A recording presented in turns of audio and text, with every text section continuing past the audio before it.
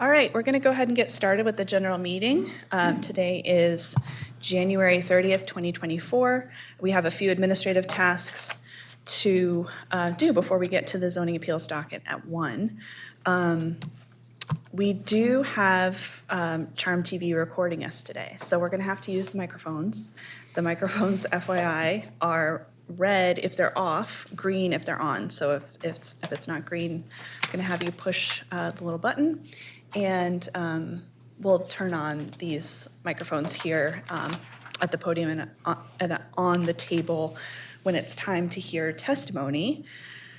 Let's see here. So let's just go in order through the extension requests. Hang on 1 second. Are the lights in the back not working? Oh, no, they should be working. There we go. Thanks. Does that feel better? Yes. Will let the city pay its light bill? Yes. We can never be sure. Maybe. Okay. 2022-401, 517 South Wolf Street. These extension requests are in tab 4. And just for your information, I printed the section of the code that talks about extension requests of variances as the first page there. So the first extension request here, I just rattled off the number, has a timeliness issue. The zoning variance was granted on December 8th, 2022, and this extension request was submitted on January 3rd, 2024. So if you flip back to 5309, it says a variance lapses and becomes void 1 year from the date of its final approval unless substantial construction has occurred within that year, and that we can grant an extension of this period on written application for good cause. The way that the board has interpreted that consistently, at least in this past year, is that the request has to be submitted before the variance lapses and expires. So this request was submitted about a month after the approval expired. You can see the reason there, needed to hire a new architect because the old one had to resign. You can take a look at the timeline there. So, yeah, I'll turn it over to the board at this point. I was just looking at this. I can't find it now. Jesus. Tab 4, right? Tab 4 it should be, yeah. Isn't that's the first one? In the order in the book? Yeah. Did Thanks. I not put the? No, you them in the right did. I order? just saw it now. Maybe I took it out and threw it away. I don't know. I don't see it.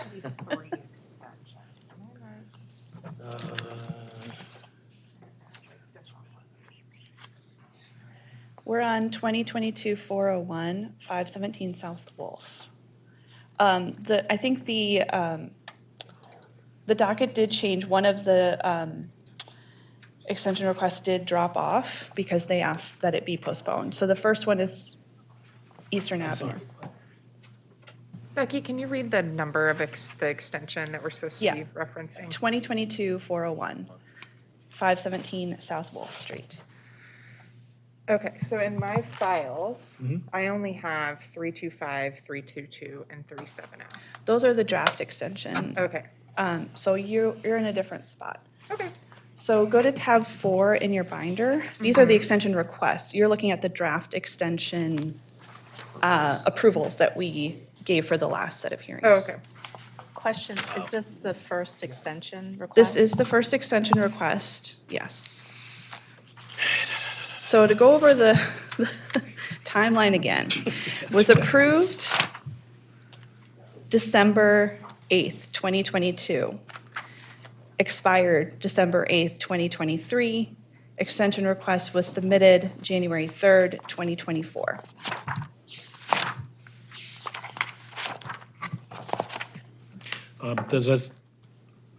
We're without authority to grant it, aren't we? That is the way that it's up to the board, but that's the way the board has interpreted this section of the code consistently over the past year and a half. That a variance, because it lapses and becomes void after a year, that the board can't extend it. And we've considered an extension request submitted before the end of that year to be legitimate, and extension requests submitted after it lapses to not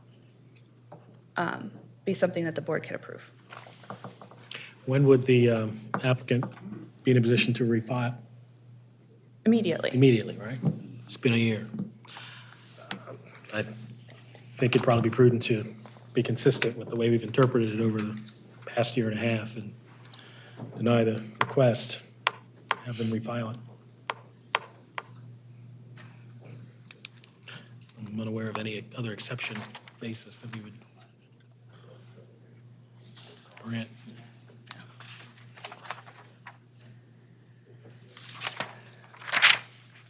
Anyone else have thoughts to share?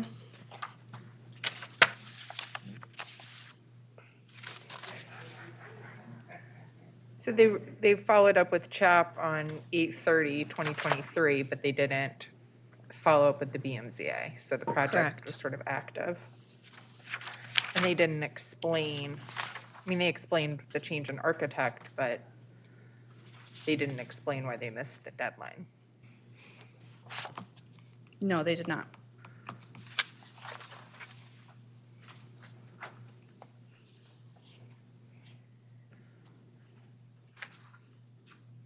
Well, you have my answer. Yeah.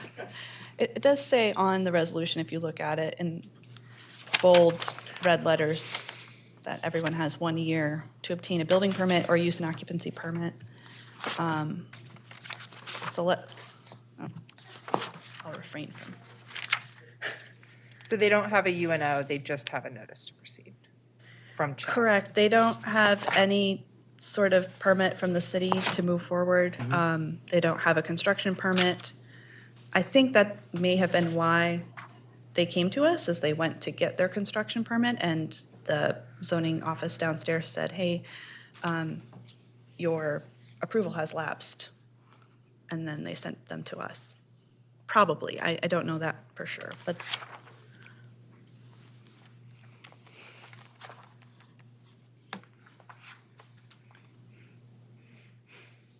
Any nays?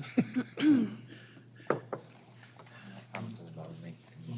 Whatever we did historically is fine with me. Yep.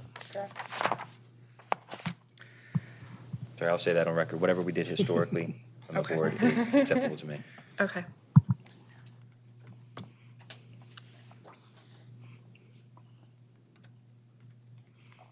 Anybody else? Free to chime in, everyone. Okay. Nothing else. We gotta I move agree. forward. All right, I let's do it. agree. I mean, at the time that they changed the architects is when we should have heard from them. Okay. Ms. Wood, are you going to follow up with them and let them know they just need to start the process over? I will, All right, yes. thank you. Okay, so that sounded like a unanimous no, because it was not timely. Let's move on to 2022-406, 801 South Haven Street. This is a lengthier request for an extension. In that second paragraph there, this is a fairly large project, and so the developer was trying to move forward, working with various parties on the storm drain design of the project, 61 dwelling units, working specifically with, I think, DPW to determine location, size, condition of the storm drain. The DPW required that the developer make numerous changes to the storm drain's design, and they had to schedule and attend multiple meetings.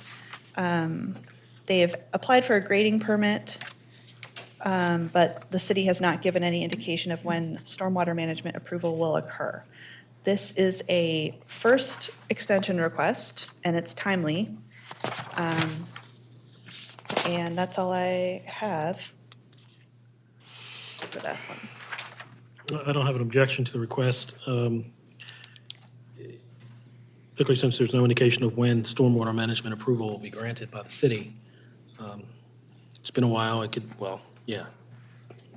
be a while yet, so I think it's a reasonable request. So I yeah, agree. they requested a 12-month extension, I believe, so, yeah. Yes. I'm in agreement. Also no disagreement to the request. I'm in agreement with the 12-month extension. I agree. All right, moving on to the final extension request. Let's see here. This is the one dated January 17th. All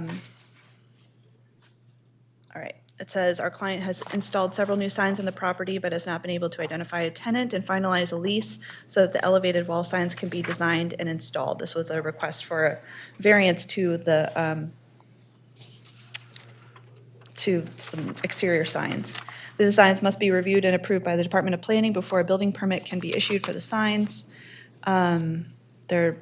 There's pressure on the real estate industry, the office market being most impacted, which has taken their client longer to find a major tenant. The client will not be able to identify a tenant, finalize a lease, design signs, and obtain building permits prior to February 6, 2024, which is when the approval will expire. So they're asking for a 12-month extension.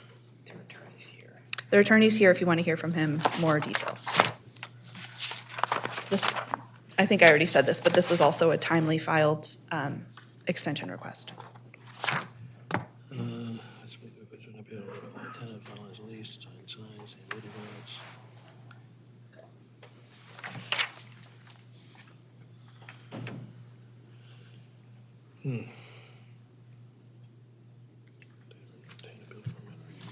Let's see. Good faith, not the tenant, finalize the lease, sign signs, building permit.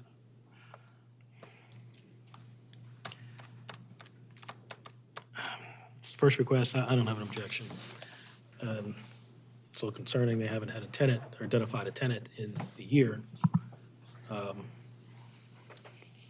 Which means they may have equally lengthy time waiting, trying to find a tenant. I was thinking 6 months, but again, if they don't find a tenant, they're still stuck, so I don't have an objection. No objection. I agree. No objection. No objection. No objection.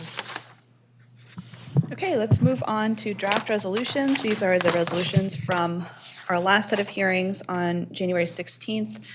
We won't make Ms. Hafey participate in this part since she wasn't here for these hearings, but we have the other four of you who were here. So let's move quickly through them. 2023-163, 1218 West North Avenue was a request to use the premises as a multifamily dwelling with 3 dwelling units requiring a minimum lot area and an off-street parking variance for 1 parking space.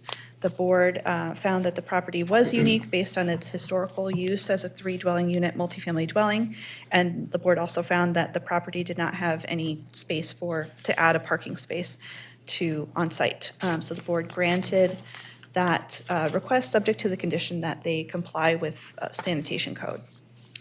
2023-188, 2008 North Monroe Street. I don't know where West Monroe Street is. This is a request to use the premises as a restaurant. The property had previously been used as a carryout. There was a lot of back and forth about the definitions of carryout and restaurant. The board found that this business would qualify under neighborhood commercial restaurant use, and the board granted the appeal. 1426 Hull Street, 2023-192. This was a request to construct a 1-story addition, facilitate the construction of 3 new row house dwellings requiring a 1-space off-street parking variance by Mr. Prettle.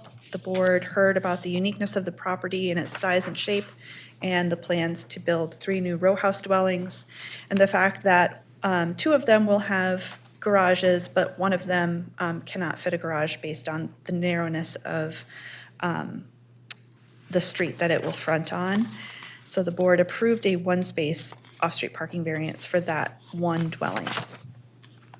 1747 East Lombard Street, 2023-200. This was a request to use the premises as an office, and then the 2nd and 3rd floors as a multifamily dwelling with 2 dwelling units.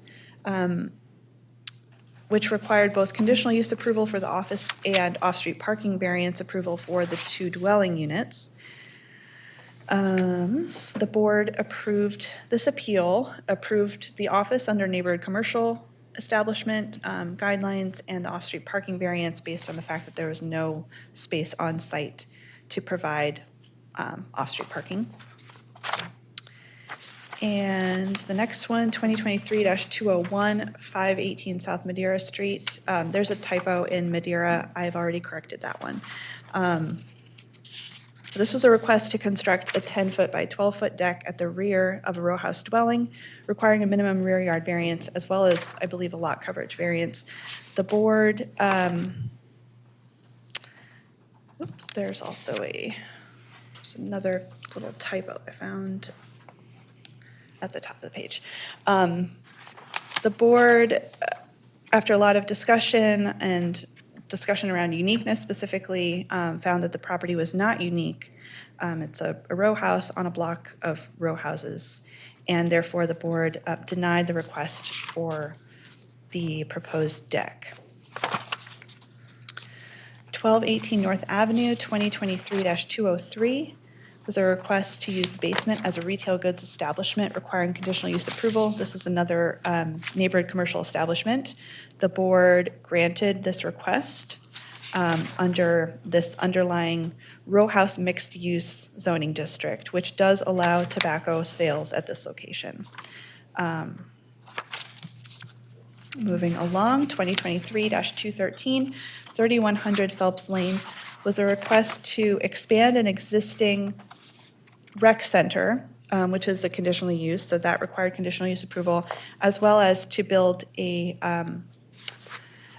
front addition that required a front yard variance. Both of these were approved by unanimous vote.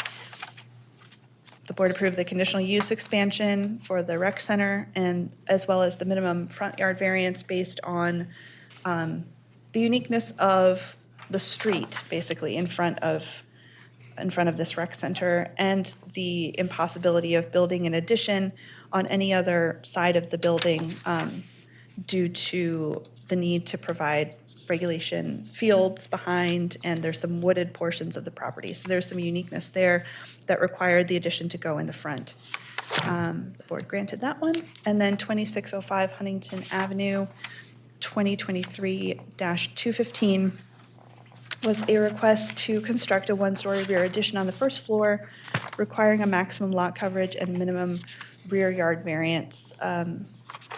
The board heard testimony about the uniqueness of this property and concluded that the property was pretty similar to the rest of the row houses on the same block, that perhaps there was a legislative issue with the zoning map, and maybe it would more appropriately be zoned R8 instead of R7 based on what already exists at this location, but that is not sufficient grounds for a variance under the variance standards in the code. So the board ended up denying this request for the rear yard variance and lot coverage variance. Other than those two small typos that I pointed out as we went, does anybody have any corrections to make or any suggestions about any of these resolutions that I've just gone through? No questions. Okay. None. All right, I'm going to go ahead and consider that unanimous approval. Okay. And I think that's it for the general meeting. I don't have the sign-in sheet, so I don't know if there is opposition. Maybe Jim, you could grab them for me.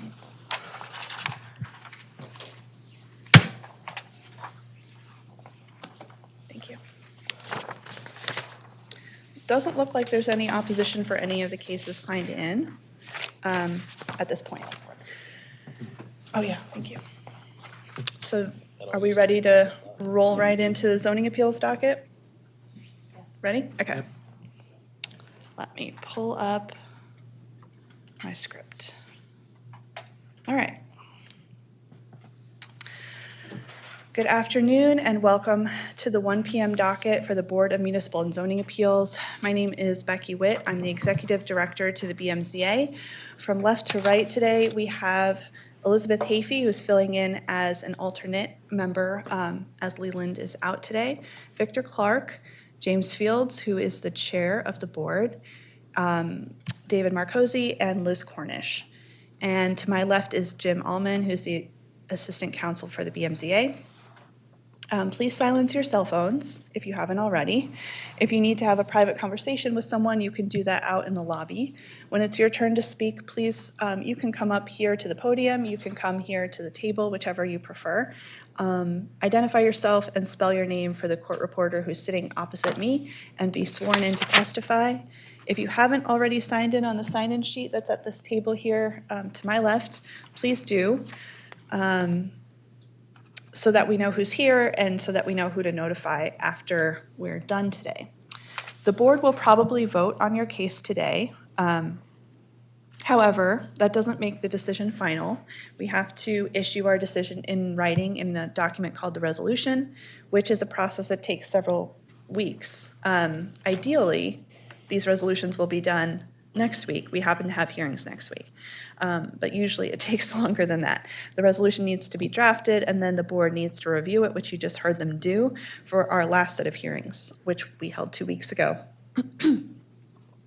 When these resolutions are finished and signed, we will send them to you via email. If you're unhappy with the outcome of your case, you can request reconsideration of the board's decision within 10 business days of the issuance of the resolution. You also have the right to appeal the board's decision to the circuit court within 30 calendar days of the issuance of the resolution. Also, if the board approves your appeal today, you have 1 year from the date of your resolution to either get your use permit in the case of a conditional use or to pull construction permits in the case of a variance. So if you need more time than 1 year, you have to request an extension and you have to do so before the year lapses. The board will consider your request based on the information that you provide. That is it from me. I will hand it over to the chair.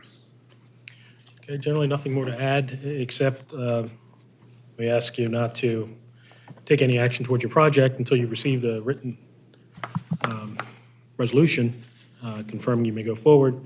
And also, the city asks that you not undertake any work within the city without obtaining the proper permits. So we would appreciate that. And with that, we'll get the docket started. Calling case 2022-477, 1010 Oldham Street. Mr. Hurdle? Yes. Come on up, sir. Mr. Hurdle, this is a request to use the premises as a restaurant with accessory live entertainment and outdoor dining requiring conditional use approval. Is that correct? I think the Could you word turn hall- your microphone on, please? Thank you. I believe the word hall was originally on the initial application. I think it says catering hall with restaurant. And I'll kind of get into all that. I don't think the board made any mistakes. The board's been wonderful. Ms. Witt and her staff have been very accommodating in getting this through. I think this application is older than I would like it to be. Sure. I think we've been before the board before as a postponement, and we've come back here today. Yes. Okay, well, let's deal with the other administrative preliminaries. We could swear the witness who you have today. Raise your right hand, please. You swear or affirm a testimony is a perjury if the testimony about to be able to be true. I do. Thank you. I'll hear from staff and planning. Yes, so we do have Mr. Tiso here today. Good afternoon, Mr. Chair, members of the board. It's good to be back after 14 years. As Welcome Martin back. is sequencing towards well-earned retirement, I'll be pinch hitting for the next couple months until we can get a staff replacement. He authored this, so I'm just picking up from there. So we understand the request for a catering establishment, which isn't defined in those terms in this code. Banquet halls are, and they're not permitted in the I-1 zone. Restaurants are conditional use if approval by the board. board, which you can do. Live entertainment, unfortunately, is not an authorized use in I-1, so we would have no objection to uses as a restaurant, but live entertainment would not be approvable. And by catering establishment, food processing light, I believe, was an existing approved use for this property, and so that can continue, again, presuming that means preparing food, taking it elsewhere, not banquet hall, which would be serving on premises. Happy to answer any questions. What about outdoor dining? Is that available in this just zoning district? I don't believe so. Let me It quickly. is not permissive or conditional, but restaurants, I think, Restaurants are make it conditional use to wonky. the board. Right, gotcha. Okay, Yeah, I don't have anything to add to what Mr. Tiso said. I think we were, the original application didn't quite list uses that the code has listed, and so we were trying to fit what was on the application into what we thought would made the most sense. But yeah, I would agree that restaurant is conditional use by the board. In this district, live entertainment is not a permitted or conditional use. Outdoor dining is not a permitted or conditional use. And the board has already, I think even recently, approved catering as accessory to a restaurant as well. great, thank you. So, Mr. Hurdle, what are we requesting exactly? we're requesting continuing non-conforming banquet hall, restaurant, live entertainment, and outdoor seating. The restaurant is not the continuing use, it is the conditional use. We have a witness who's happy to testify today to we have several witnesses who can testify to the ongoing non-conforming use of the location. And I have some packets that I can hand out. I think most of this has been seen, I think, by the board in some capacity. Good to see you, Commissioner. Thank you. And the packet includes the original application, some letters of support to the community that, while albeit dated, we have confirmed with the community in some capacity that their opinion hasn't changed. Okay, let me interrupt you for a second. Sure. Ms. Witt. So a request for continuing non-conforming use, where does that fit in the preliminary So- statements we just got as to what it is we're doing here? So, I mean, I'll let Mr. Hurdle make his argument that I think the way that the board has interpreted nonconforming use is that you have to have had a use permit for that use, not that it was, so it has to have, I mean, I can look up the definition of nonconforming use, but it has to have been, and a permit has to have been issued at some point and still needs to be valid, and that the use can't be abandoned for the nonconforming use to continue. But a permit for that use is a prerequisite, Yes. as we've interpreted. Illegal use. Hold on. Illegal use can't serve as the basis for a continuing nonconforming use. So I think from our records, the last use permit, and I think I heard this reflected maybe in Mr. Tiso's testimony, is that it was approved for food processing light, which is what the zoning code, how the zoning code refers to catering without an accompanying restaurant use. So if you're just, have a commercial kitchen, you prepare food to serve elsewhere, that is food processing light.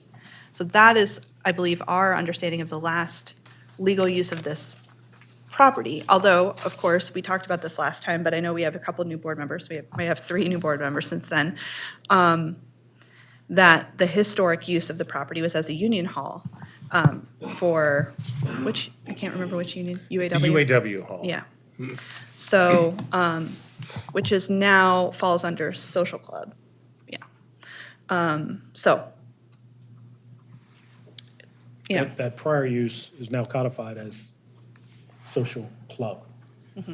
Okay. Okay, Mr. Hurdle. And I do think there is, and Ms. Witt, I'm sure will correct me if I'm incorrect, but if there's an existing use at the time the code occurs, that use would be continuing non-conforming. Because I believe we have testimony today from a UAW member who's been there for some time, that the events that go on that are banquet hall related, live entertainment related, and the seating is what they've been doing since they opened the building in 1954. I also don't know that when the food processing was entered, if banquet hall was a use. This point, I think the zoning code as it sits only came into effect in 1971, is that correct? So these changes may not have been even something that could have been put under the last code, and these are uses that were in effect since the 50s. Okay, hold it right there. Mr. Tiso. I'm just, we're talking about history. I'm old enough, I might be able to help. Help is what we need. So yeah, at least from the 71 code, yeah, some uses changed. Looking at the property records earlier today, I saw an old approval for a banquet hall, a union hall, which often included, rentable facilities. In fact, years ago, I was there for a holiday party by maps. So yes, that did happen. It also is approved as a catering establishment, which means you prepare food on site and then take it elsewhere to serve. That was often a point brought up in front of this board of, does that mean service on premises or off premises? It was intended for off premises. Shifting to the new zoning code that was created in 2017, we tried to push together several land uses into more generalized land uses. At that time, Union Hall, being fairly specific, got lumped in with lodges and social clubs. And again, those are the types of facilities. For example, I happen to be a member of the Knights of Columbus. We have a building, we lease it out, but only through membership. You have to be sponsored by a member in order to do that. It's not just, for the general public.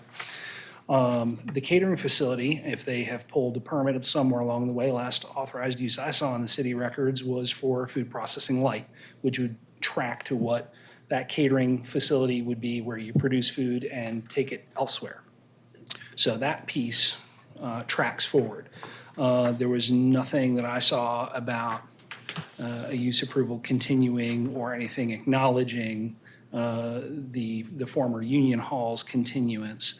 That would be a non-conforming use. So I think that would need to be discussed by the board. So some of the untidiness is just because of uses not completely mapping, and the question of when a permit was pulled under today's code for food processing light, did that somehow extinguish the prior use or not?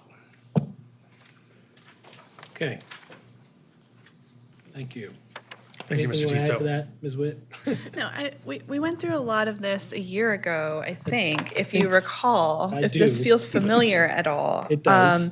The UAW is no longer there and is not using the facility anymore. So that social club use is not continuing, has not been continued. I think, people can quibble with that. So I think what we were discussing in the last hearing is how can the board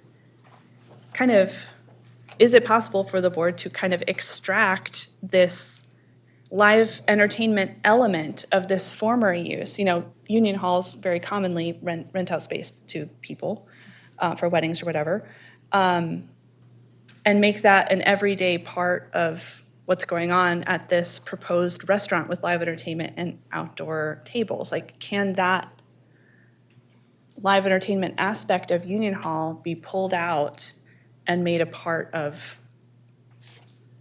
the use of this property? And I think we were stuck there, and we still might be stuck Remind there. us where exactly we got stuck. What happened? Mr. Hurdle asked for a postponement. Okay. And, yeah. And so we were still grappling with whether or not there is the ability to, given the present code, whether or not we can tease out of a prior use a live entertainment portion that evidence would suggest has been continuing and uninterrupted.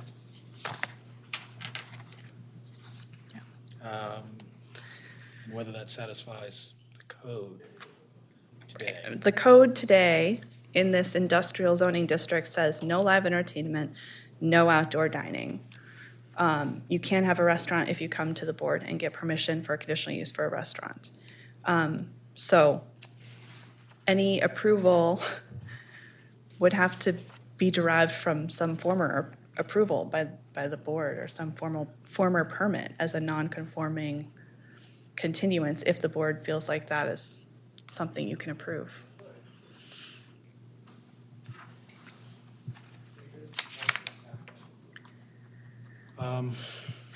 Guess we'll see where we end up. Go ahead, Mr. Erdl.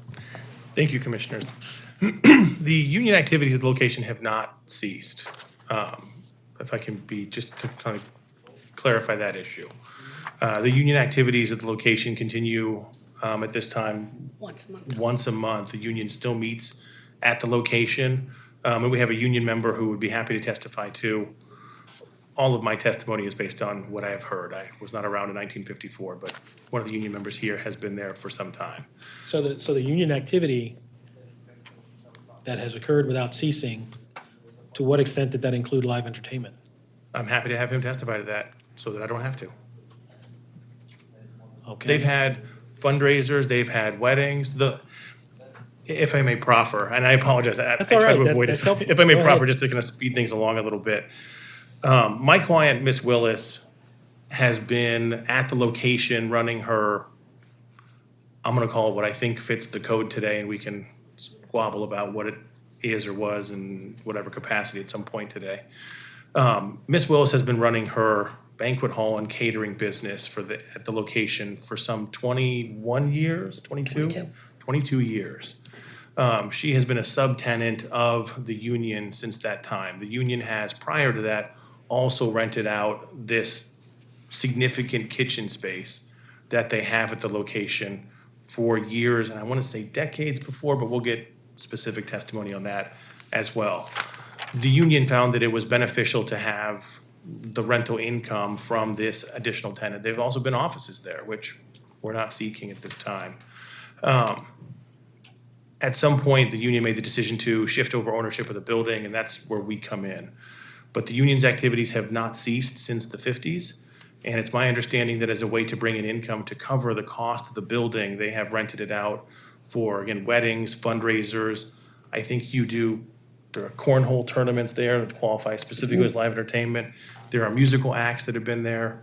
I know that there are like Super Bowl watch parties on a regular basis. There's all kinds of significant events that are not necessarily union related and have been operating out of the space for literally decades.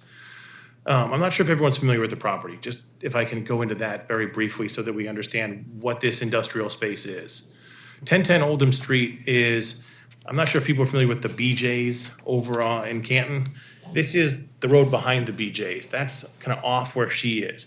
There's a gas station and I think a tire shop. Behind them is this huge parking lot and small union hall. It's all fenced in, all privately owned. It is now this property that we're talking about. Feet away is $400,000 and $500,000 row homes and townhouses that have been built. Those properties came in the last decade or two. She has been operating since before those properties were put together and has operated since they've been put together. Her operation does not run after 11 o'clock, even on the latest of nights, and the neighbors are huge fans. One of the reasons we want the live entertainment and outdoor seating is because when there are crab events or seafood events, we like to keep the tables outside because it keeps the mess outside. This isn't a situation where we're gonna have 800 people in the parking lot. We're not gonna have musical acts in the parking lot, and I'm stating that on the record. It's happy to be a restriction. No one's asked for an MOU of any variety, but we would be happy to sign one with those restrictions. So there aren't bands in the parking lot. It isn't 400 people drinking in the parking lot. We've never had any issues with noise and the neighbors. I think the most immediate neighbors have Miss Willis's phone number in case there's ever any issue. Well, what you're proposing to do, Correct. has that outdoor dining occurred in the past? Absolutely. And again, it's not hundreds of tables. It's like 5 or 6 tables outside. There's a grill that they use to cook outside. That's the extent of the use. This isn't just, and it's a huge lot that's over there. I think I looked it up today. It's roughly 500 feet by 140 feet, I think is what the plans show. It's about an acre and a half is the lot size. And the building itself is not a huge building. So the goal here is to just try to get it kind of shifted from the union activity to this other activity. There's no plan to sell the building, so that this isn't a situation where this is gonna get sold and become I think everyone's favorite place, like a Euphoria type of thing. That's not gonna be the circumstances. The property has significant value in it. Ms. Willis would like to continue operating her business effectively as it has been for some time, while also being of the option of having a restaurant space. Sometimes things aren't busy with the catering and the banquet hall, and she'd like to have a restaurant use. Her relationship with the neighbors is wonderful. During COVID, at one point, at her own expense, she hired what I guess would be called carnival events and carnival rides, and had those put in the parking lot.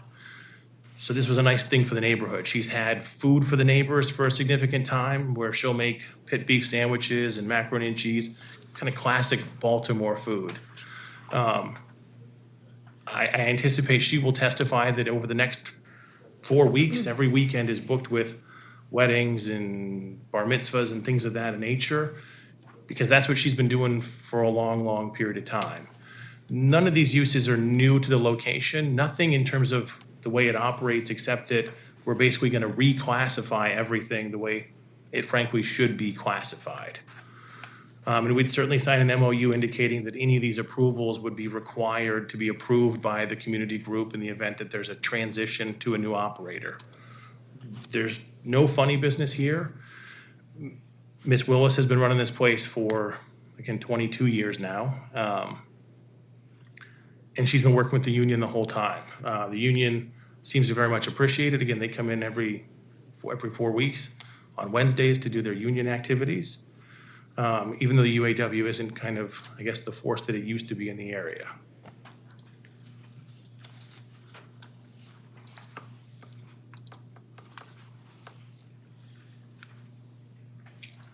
And again, I'll stipulate on the record that in terms of restrictions, 11 o'clock would be the cutoff for any and everything, every single night of the week, and that there will be no live musical acts or anything of that nature in the parking lot. That's something that we're happy to have as a commitment. Ms. Willis is a reasonable person who lives not necessarily too far away, and she's been there for too long to cause problems for herself. Okay. What has changed, if anything, since the last time you were here, other than you're bringing new evidence purportedly of the historic use that I guess would speak to the outdoor dining and the live entertainment? Again, I think that this time we're more prepared to speak to that outdoor dining and live entertainment issue, and to bring in better or more historical evidence of this ongoing use in terms of what was a union hall and a bit of a catch-all has continued on indefinitely and is effectively still the use today. They still have a bunch of these. I think their liquor license for the union hall, the private club, is just a beer and wine. And all of this has been ongoing, again, since roughly 1954.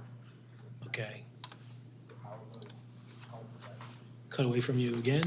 Back to you, Ms. Witt. Let's assume, for the sake of argument, that Mr. Hurdle puts on the evidence that he suggests he has, that somebody's going to come in and say, we conducted some outdoor dining over the years consistently in the way that he described it. We had some live entertainment acts in the way that we understand live entertainment. But here we are in 2024, the code speaking to what it speaks to. Does the board have the authority, in the face of what the code says today, to basically find as a fact that continuing use that has been uninterrupted for live entertaining and outdoor dining, and utilize that to grant this request? That sounds like a legal question. Sounds like something we get a legal opinion on, given what the evidence is, which is maybe where we end up by the end of today. Sure. Okay, so, yeah, we could certainly reach out to the law department and have a conversation with them about the facts here. I just want to read the definition of non-conforming use. I don't know if it'll be helpful, but I thought I should read it. It means a lawfully existing use of a structure or of land that as of the effective date of this code, so 2017, does not conform to the use regulations applicable to the district in which it is located. So I guess the question for the board is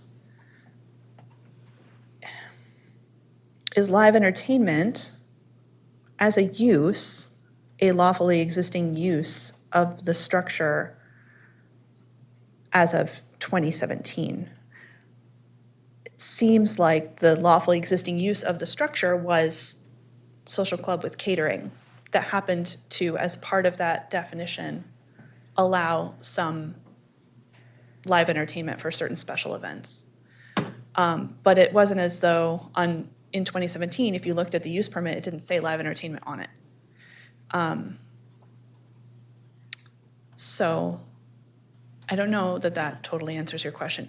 For the outdoor tables, I have a question for whoever, Mr. Hurdle or maybe one of his clients, which is that you received a temporary outdoor dining permit during COVID, right? That's correct. For a year. So that was issued in, I think, June of 2020. And then it expired in July of 2021. That's correct. So has outdoor dining continued after the temporary permit expired? No. Okay. Okay, so that use ceased in 2021. Sounds like live entertainment's, outdoor seating's been resolved. Well, I'm sorry, what? It sounds like we have resolved our own question with regards to outdoor dining. Okay, but that's not a continuing use. That's what I mean by that, yes. So are you still requesting outdoor dining? No. Okay. So I'm trying to I whittle understand. down where We're we trying to are. clean it up. I appreciate it. Okay, I do want to just point out, if we're talking about use permits, temporary use permits, following, and correct me if I'm wrong, but was there a reason you raised the temporary use permit brought up during COVID and not the temporary use permit that was issued on December 21st, 2022? That said continuing to use catering established as a restaurant with accessory live entertainment and outdoor dining. The COVID permit excluded live entertainment and amplified music. So this is a quirk of how our permit system works. The use permit is up at the top of that list that you have in your file. It says use 2022-213. That has been received, but then that needed to be appealed to us. So BMZ 2022-477, it says issued here, That's why, but it's not. It's just a way that we keep track of our appeal. So this has not been approved. This is what they're Right. asking for right now. that's what I wanted to clarify, because it said issued, and I was Yeah. confused. It is confusing, and it's a system that DHCD created in 2005 and hasn't updated since then. And we get confused by it every single day. So no, it hasn't been issued. That's the date that they filed this appeal. and so you have not, in the past, obtained temporary permits for live entertainment? Live entertainment has been something that has been done since 1954 when it opened. Live entertainment was only a use on any permit in 2013. That's when it went into effect. If the place was a liquor establishment, it typically had to indicate live entertainment via the liquor board. And again, this is my understanding. I've been wrong in the past. It's rare. But my understanding is the liquor board had to approve live entertainment if you were a licensed establishment prior to 13. As of 13, it became a zoning use under the old code, and under transform, there's a couple different variations of it. So live entertainment's been a use. It wouldn't have been on the food processing light because it wasn't a use in the 1971 code. It's my understanding that it was added to the code in 13, I think. We're gonna hear from an expert. A little bit earlier. So live entertainment was in the code but not defined until 2004, and I helped with that definition. And at the time, in the early 2000s, we had issues with banquet halls becoming de facto nightclubs only on Friday and Saturday night. So they would clear all the tables and chairs out, and it becomes a dance floor and all that. So we had to kind of tease apart those two uses, and that's when the definition for live entertainment was added.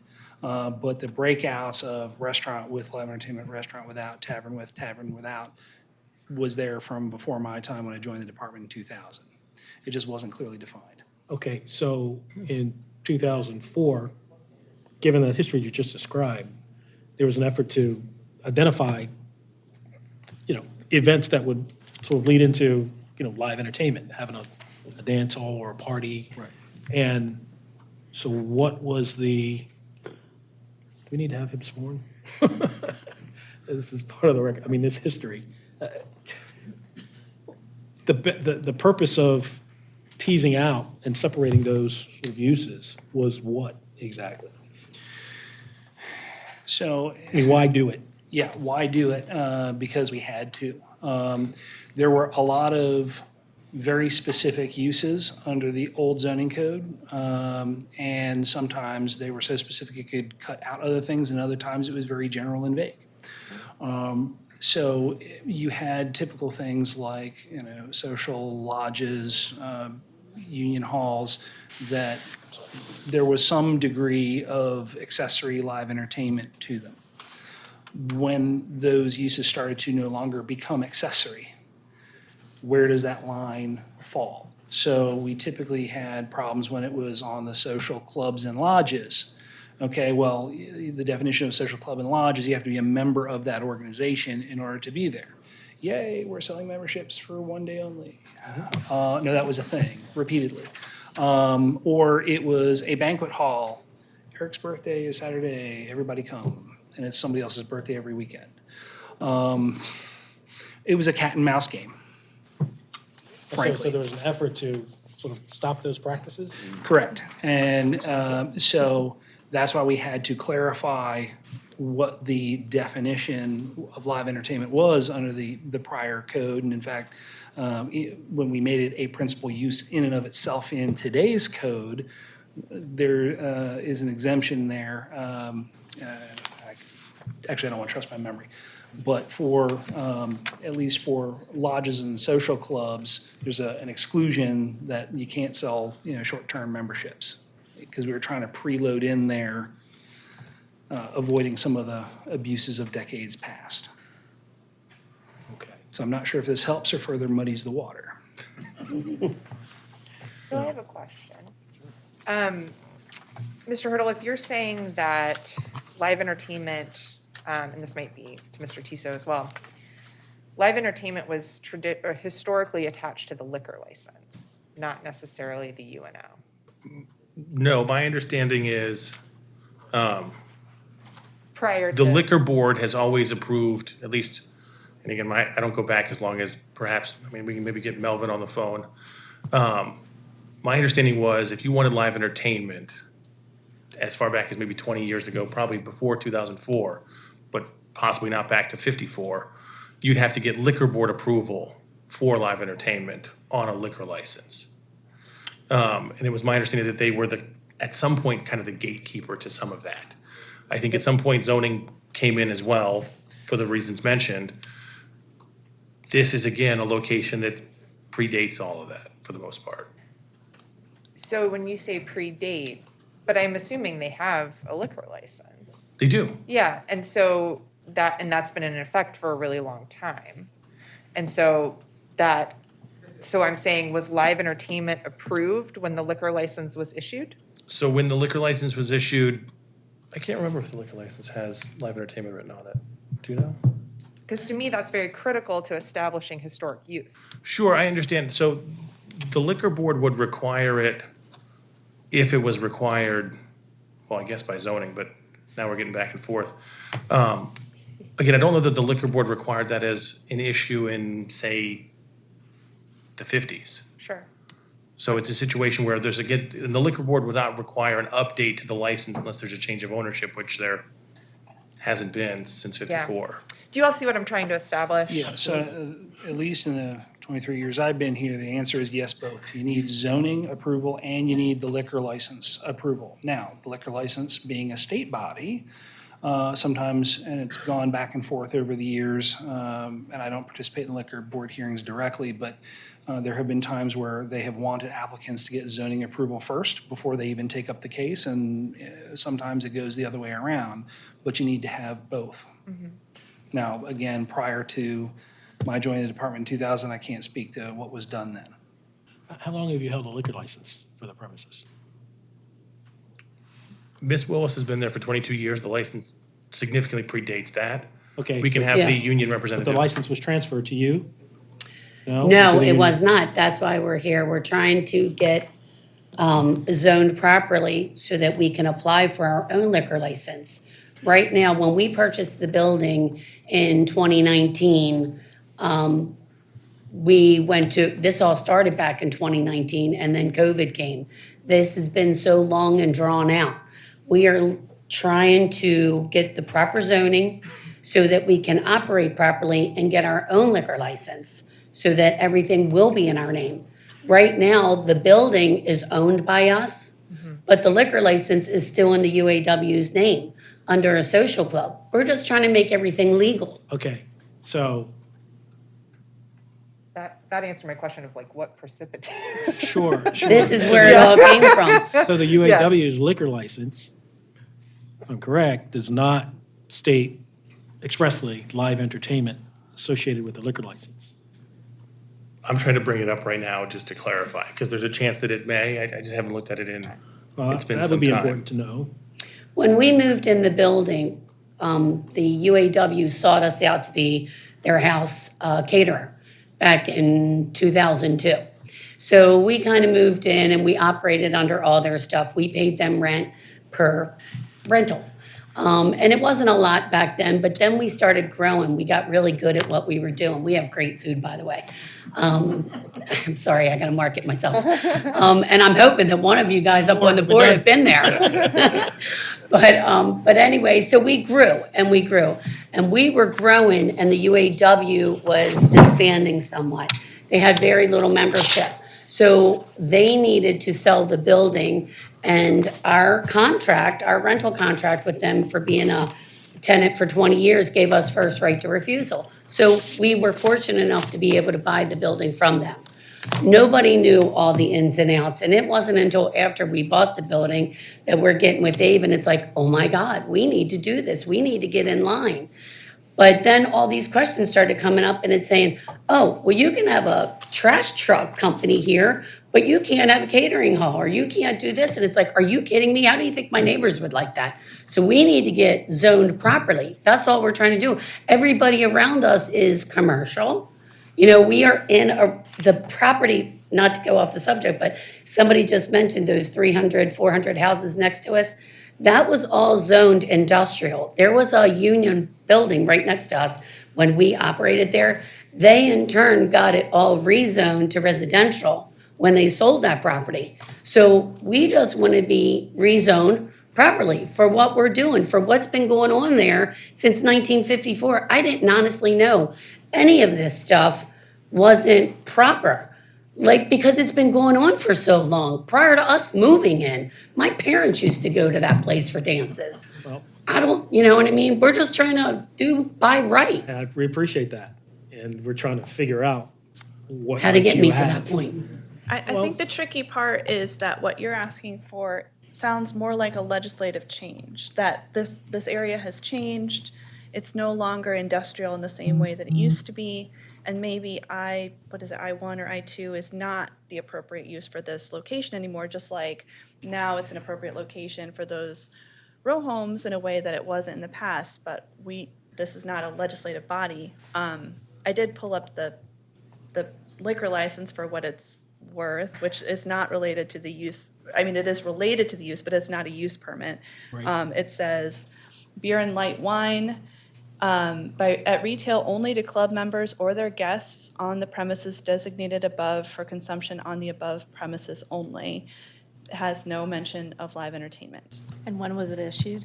This is an old one. This is from 2018 to 2019, so they don't have the most recent licenses available on their website.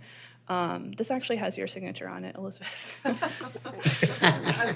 Yeah, that's helpful. One of the things we often, is, Mr. Hurdle, what we often see is we see uses. Something can be used a certain way 100 years, but that doesn't make it a legitimate use or legal use or proper use. And what we're trying to track is whether or not there are proper uses that can be brought forward to sort of grant the relief that you are seeking. To me, it's very critical what the UAW, the owner of the liquor license, given Mr. Tisso's explanation of the history, says about live entertainment, because live entertainment is a thing, and it became a thing for a reason. Whether or not folks were still, frankly, actively engaging in live entertainment without adhering to what the new rules became, that's certainly a critical issue.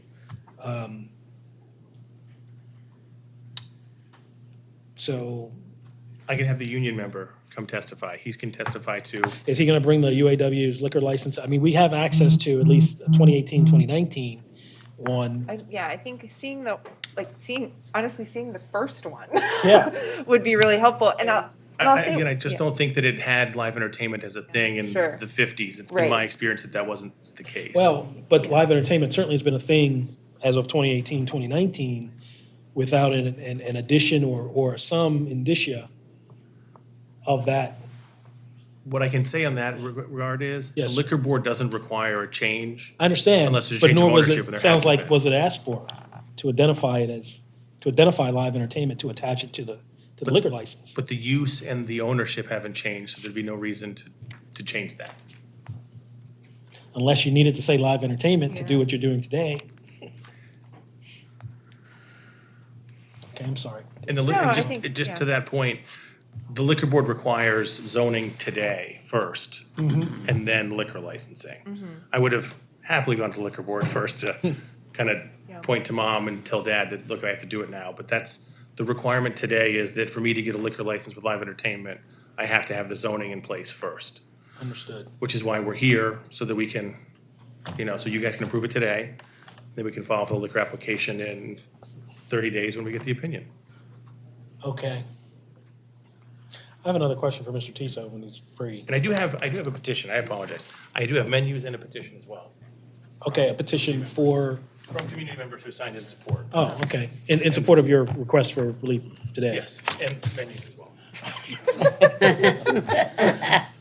Well, I don't see samples. A menu without samples. Well, if that's all it's gonna take. yeah. So, Oh. so to clarify, so that I understand, live entertainment is not a conditional use allowed in this zoning district. In this section, banquet hall is not permissive under any circumstance. Live entertainment is not permissive under any circumstance.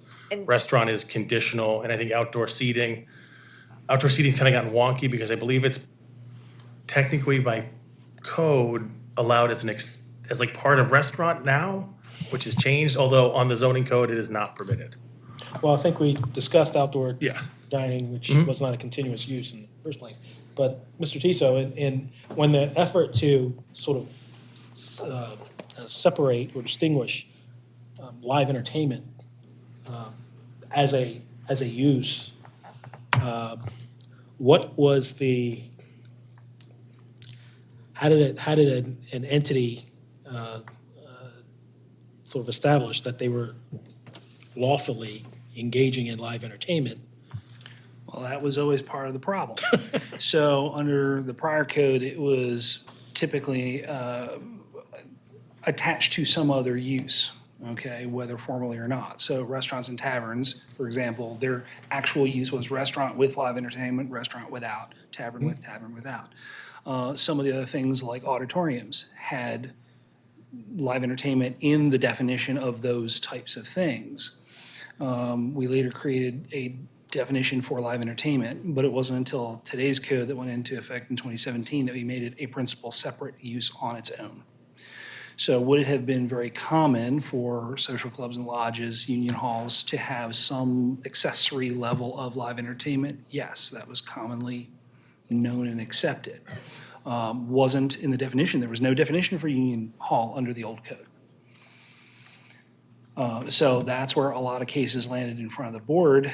Once that accessory use started becoming more than an accessory use, where does that line stand? And if it becomes something different,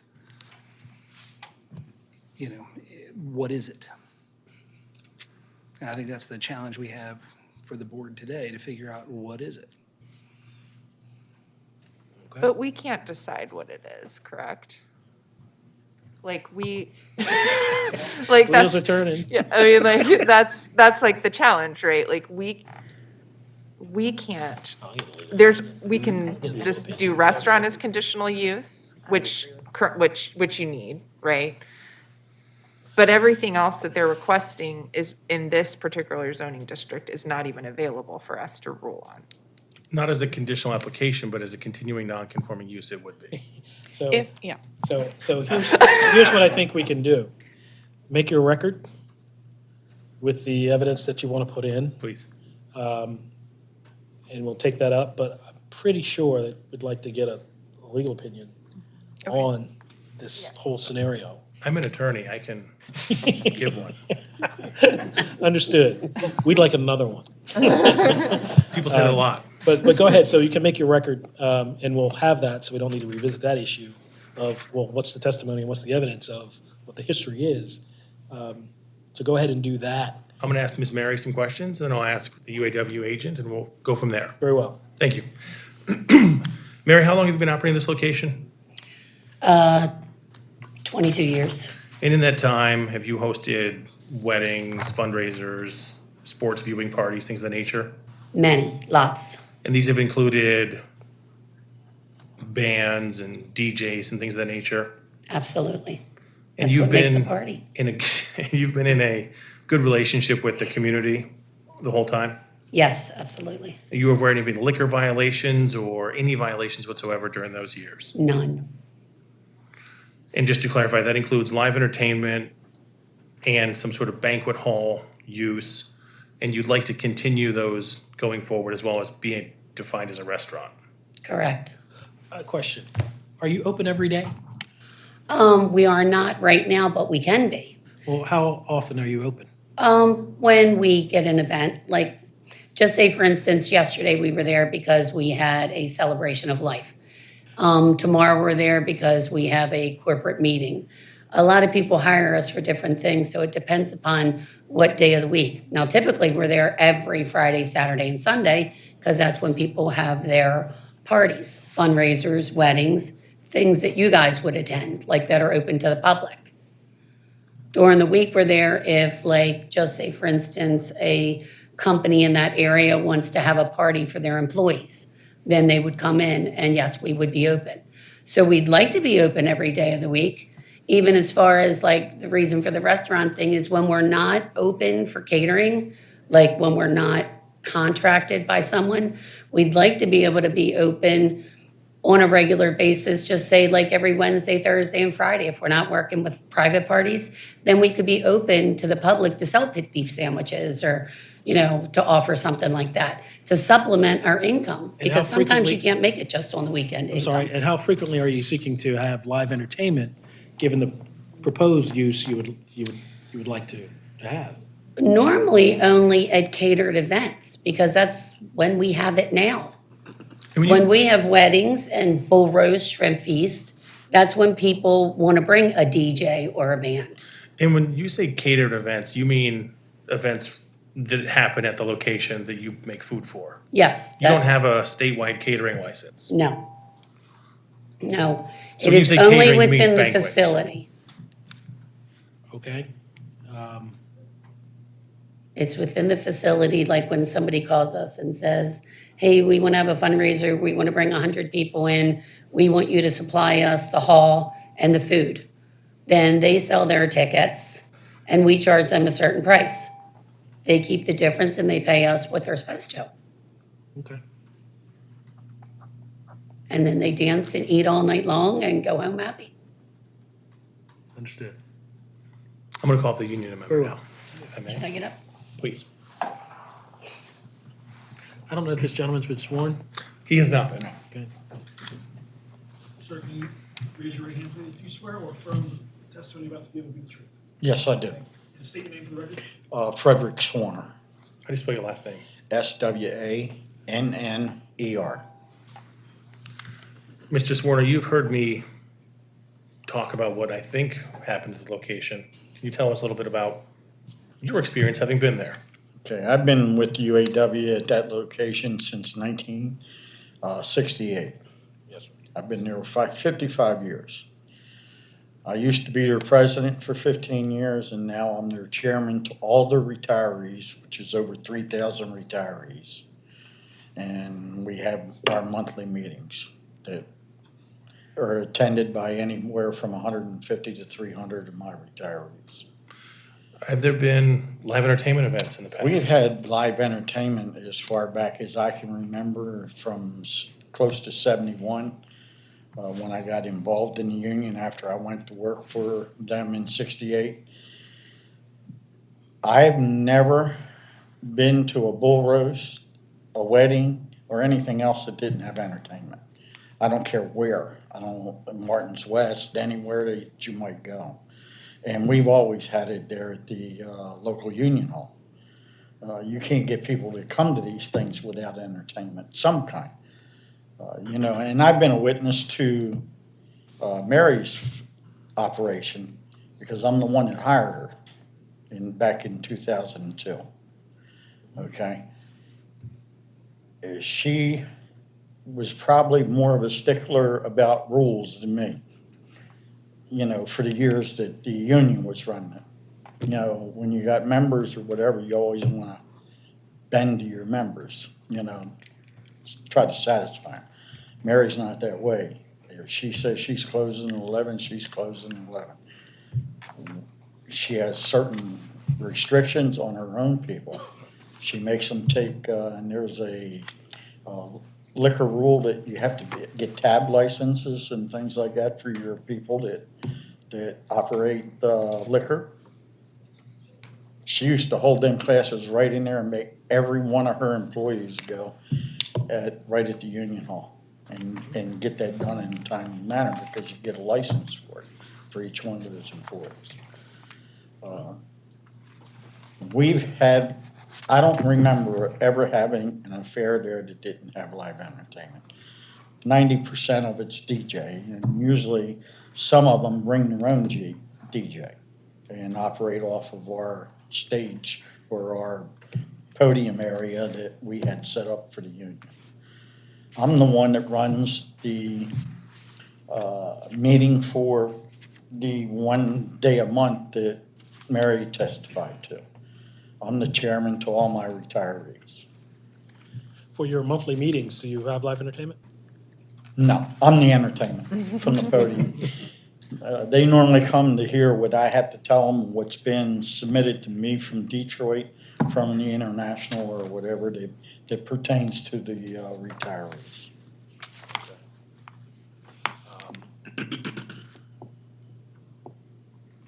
Does the union, well, does the UAW approve all of the events that occur there at that location? We don't approve. She owns the building. She owns the business. The only thing that we control is the liquor license to make sure it's done properly and she's been working on it for 4 or 5 years to try to get it straightened out to where it goes in her name. But as I think she testified up here, until she gets you guys straightened out, she can't get the liquor board straightened out. Okay. And she's been working on it. I've been up here. This is not my first time being up Your here. first James, rodeo. you were on the board the last time we were up here. Yes, sir. I remembered you Welcome from back. seeing you here. All right. And she's just, in my opinion, trying to do everything she can do and do it right. Understood. And that neighborhood, they love her. I think she's got 2 letters that were submitted to you guys from 2 of the different neighborhood associations. So if she was doing anything wrong there, they'd be all over it, Okay. in my opinion. Understood. Any questions for the witness? No Thank you, sir. questions. I have no further witnesses. I think we've established that the banquet hall, union hall, social club kind of enveloping use has been in existence since at least 1968. Live entertainment's been there since that time. Our goal is to keep the banquet hall, which I think Mary refers to as catering, even though I think the zoning definition of catering is off premises. Here, it's certainly the banquet hall of cooking in bulk and serving to on premises, and adding restaurant. That's what our goal is. Our goal is to, in effect, get the zoning lined up so we can get the liquor license lined up and continue on. I anticipate the union will continue to come back once a month going forward, as they seem to be now. The neighbors support her. There won't be any parking issues. She's got a huge parking lot. I know that's always very sensitive. Parking lot's probably the size of the one over at Canton Crossing in some capacity. It's a huge parking lot. 200 parking. 200 parking spots, there we go. So setting aside the live entertainment and the outdoor dining, which we can't rule on today. I think outdoor dining we've resolved already Okay, in some yeah. capacity. So So the we've lib- withdrawn the request for outdoor dining. It's more Feels like that's the best thing to do, yes. If, hypothetically, if we were to issue conditional use for restaurant, does that allow the process for the liquor license transfer to move forward? The concern for us is for her to continue operating with these events, she needs the live entertainment. It Okay. is absolutely vital. Okay, You know, in terms of her business operations, it is, as mentioned by the UAW member, to not have live entertainment would be a death sentence.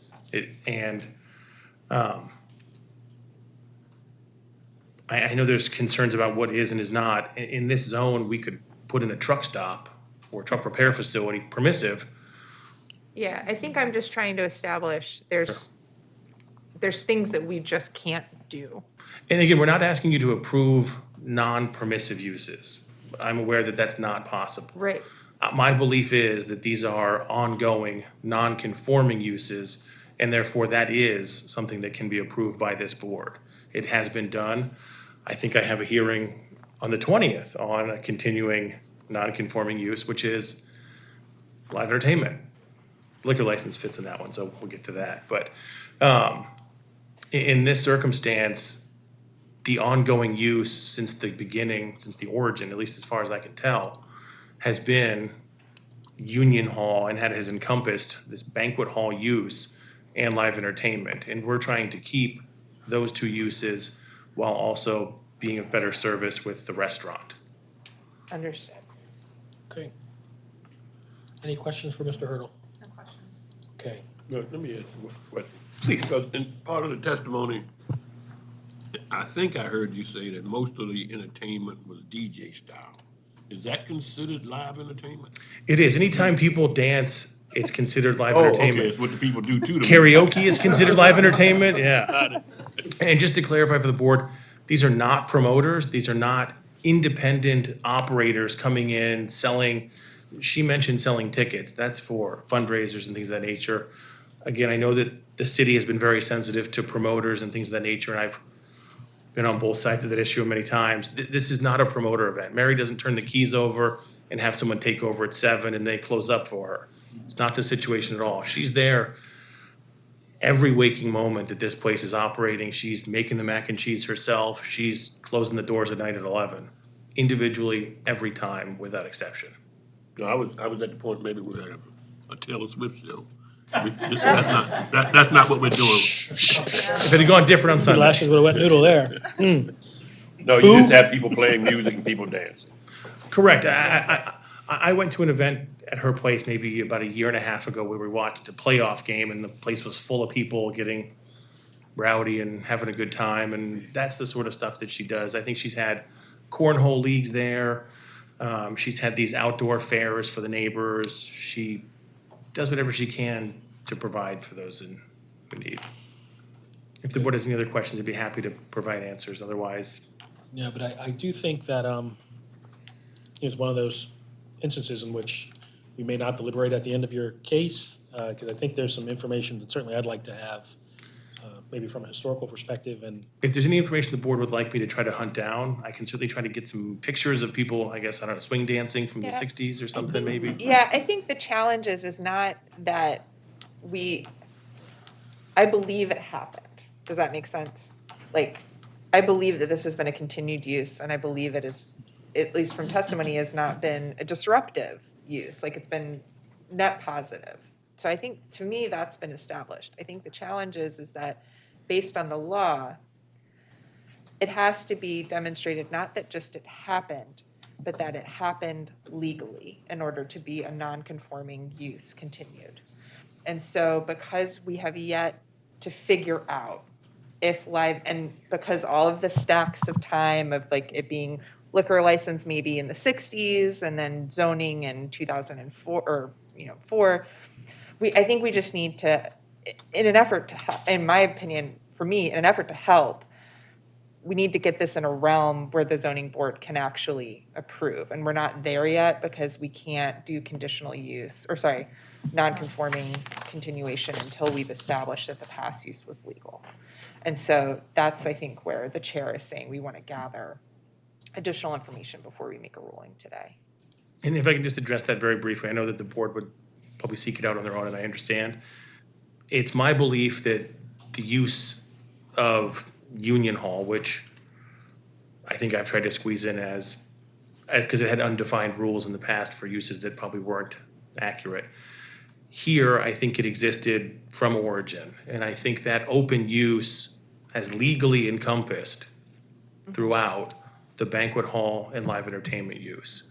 And I don't think there's ever been a reason for it to change. It sounds as if food processing light was in some capacity added or put in some capacity. But it's my belief that again, somewhat undefined and all-encompassing Union Hall has existed since origin. And I think that it's the board's ability to vote on that. I'm not gonna ask you to vote now or today. I understand. If there's more information that could be beneficial, please let me know and I'd be happy to seek it down, whether it's, again, pictures or anything of that nature. But my belief is this is a continuing non-conforming use, and it is continuing today. Okay, well, we appreciate your continuing efforts, and frankly, to the extent that the advice we get suggests that there's other factual information that may be necessary, Ms. Witt's office would reach out to you, and we have you back to establish those facts. I think that's only fair. Thank you. So for now, I think we're gonna table deliberations until we can get, a legal opinion or the other I information. appreciate your time today. Thank you, Ms. Witt. Thank you so much. Thank you. Thank you, everyone, for patiently waiting. Okay. Who thought of things for Baltimore? Okay, calling case number 2023-088, 604 Lawrence Street. Naeem Tariq is the applicant. How you doing, board members? Good afternoon, sir. Are you Mr. Tariq? No, I'm not. He actually stepped out and probably went to the restroom. He was running back and forth. I'm not sure what happened here. Okay. Actually, I'm employed by him, and I'm also the guy that submitted the request. All right. We can sit you down and have somebody else come up for a minute. If that, no. Tell you what, let's skip over that one until Mr. Tariq is back. We'll call 2023-207, 406 East North Avenue. Zabora LLC. Yes. How are you? This is a request to use the property as 2-dwelling unit requiring confirmation of non-conforming density. Is that correct? Yes. Okay, and did I mispronounce? Tell me how to say the name of the LLC. Zabora LLC. Zabora LLC. Yes. Okay. So we're going to have the witnesses sworn. Please raise your right hand if you intend to testify. You swear or affirm. Ma'am? If you swear or affirm under the penalties of perjury, the testimony you're about to give will be the truth. Yes. Are you intending to testify? Yeah, if you don't mind, I'll be the one speaking. Okay, then you definitely need to raise your hand. Swear or affirm under the penalties of perjury, that the testimony you're about to give will be the truth. I do. And you just state and spell both your names correctly. My name is spelled Kayo, last name Beshir. And my name is spelled Franol, last name HulufE. H-U-L. U, F as in Frank, E. I'll hear from staff and planning. Good afternoon. We understand that this property had been previously, again with the microphone on. Good afternoon. We understand this property had been previously authorized for use as a multifamily dwelling with 2 units, which is what they're asking for today. There's a minor lot area variance of 8% that would be required for that, and we have no objection to the application as long as they conform to the requirements of Article 23 sanitation. Are you in agreement to conforming to Article 23 sanitation code? Yes. Are you familiar with that code? Yes. Okay. Before we do, can I make a comment? No, Not quite yet. Yeah, I don't have anything to add, I believe, to what Mr. Tiso just said. The last authorized use was from 1981 for a multifamily dwelling with 2 dwelling units. And yeah, this is confirmation of nonconforming density. Okay. Sir? You can speak to what you Oh, wanted we to can speak to. now? You can, yes. Really? Okay, sounds good. No, To the issue of Article 23, yes, the sanitation? yes. Yeah, we agree and we will conform to that. Okay. Go ahead. Tell us what else you want to say. Oh, no, it was just the fact that this is my first time. My wife has been present to the board. She Welcome. hasn't ate literally since yesterday. And Well, I just got wanted a to feeling tell you're going to eat today. yes, I just wanted you guys to just tell her that this is a welcoming board and nothing to be afraid of. This is Well, there a absolutely welcoming isn't. space and Absolutely if Mr. nothing to be Fields, you afraid can of. And testify we'd to rather show you that there's nothing to be afraid of as opposed to just tell you that. We appreciate you taking the time to, prepare your application and to, follow the rules. It's not an application that, not unlike others that we've seen like this when we're confirming a confirmation of, non-conforming density. It's one of the easier applications to resolve because there's not a lot of other questions that we have to ask. Thank you. But our records, as evidenced by Ms. Witt's what she has stated, we had a certificate of occupancy filed on January 12th, 1981. This has always been 2 dwelling units, to your knowledge, this property? It was vacant for a long time, so when we bought it, everything is in place for 2 units. For 2 units? Yeah. Okay, So we're just like renovating, cleaning it up. understood. And that's the important part of the information that we need, that there's no other information that says it's been something other than 2 dwelling unit property. Plans provided, 1 dwelling unit on the first floor and 1 on the upper floors? Yes. Okay. Given the information that you've heard Ms. Witt testify about or state as to the history of this property, do you have any information that you know of that differs from what she said? No. Okay, then frankly, that's all I need to know. Any questions for the applicant? No questions. All right. Thank you so much. Based on the record, in front of us, the request is to use the property as a multifamily dwelling with 2 dwelling units, requiring confirmation of non-conforming density. I believe we can confirm that non-conforming density. We know that the last authorized use for the property was for a multifamily dwelling consisting of 2 dwelling units. And that's evidenced by a certificate of occupancy, filed on January 12th, 1981. We do have plans that the applicant has submitted for 1 dwelling unit on the first floor and 1 on the upper floors, which is the 2 dwelling units that, at least historically, this property has adhered to. So I'm a yes as to confirmation of non-conforming density, and a yes to the application. I'm a yes. I am a yes as well. Also, yes? Also, yes. Okay, thank you so much. Good luck to you. Thank you. All righty, take care, sir. Thank you. Can I recall 2023-088? 604 Lawrence Street?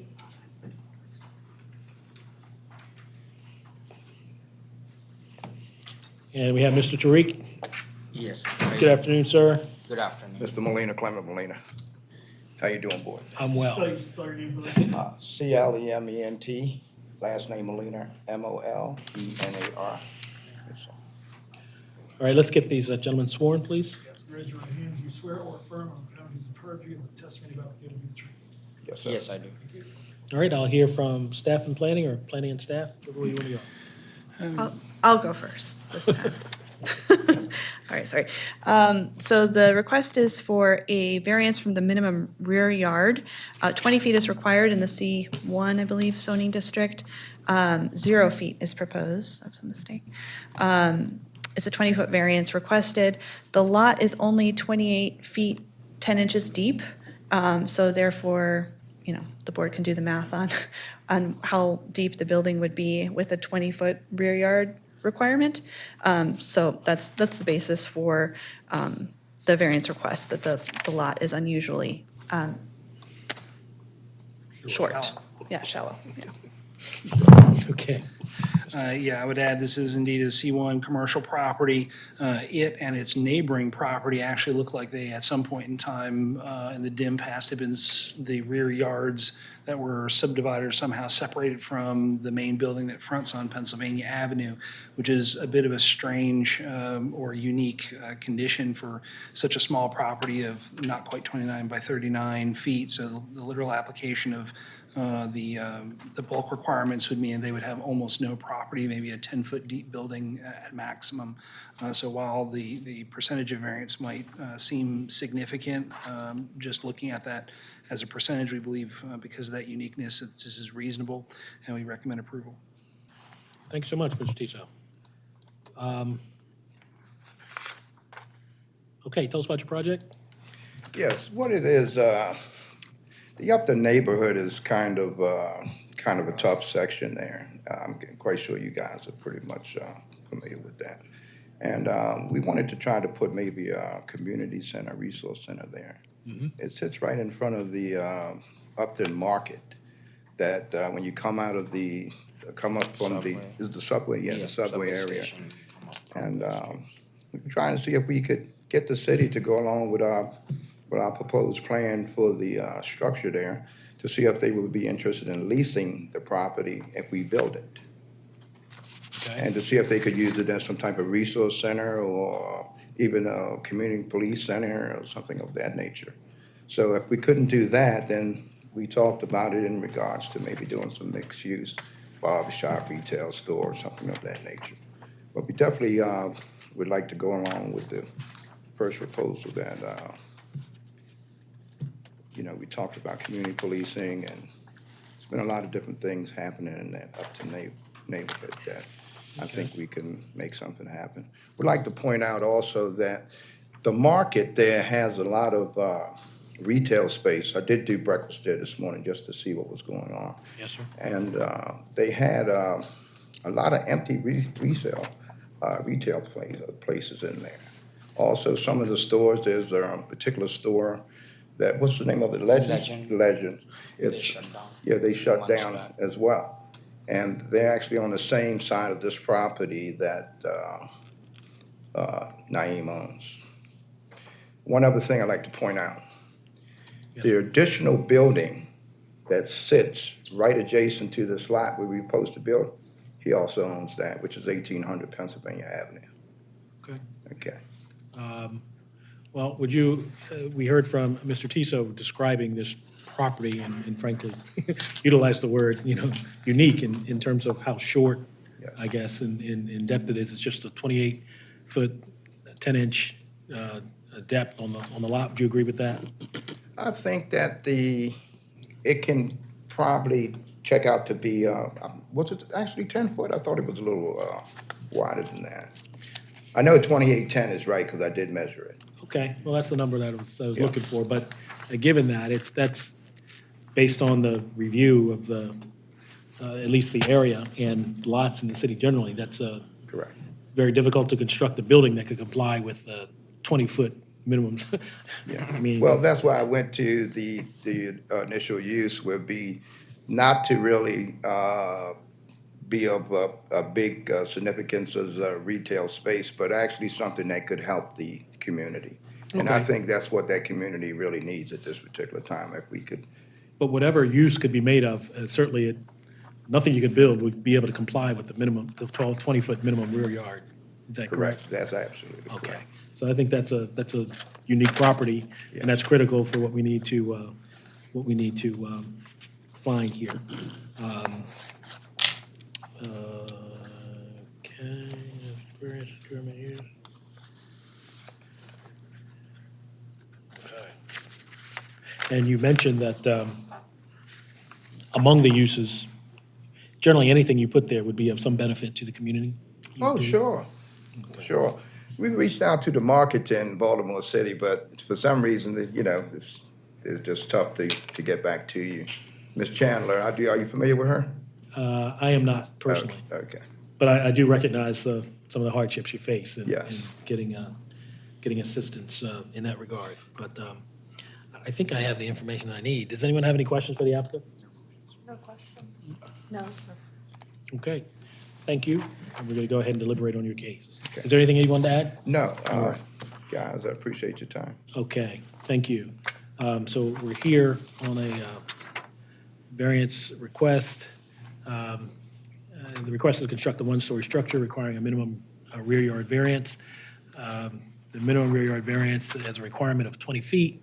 The lot in and of itself is unusually short and uniquely short. It's only 28 feet, 10 inches, in depth anyway.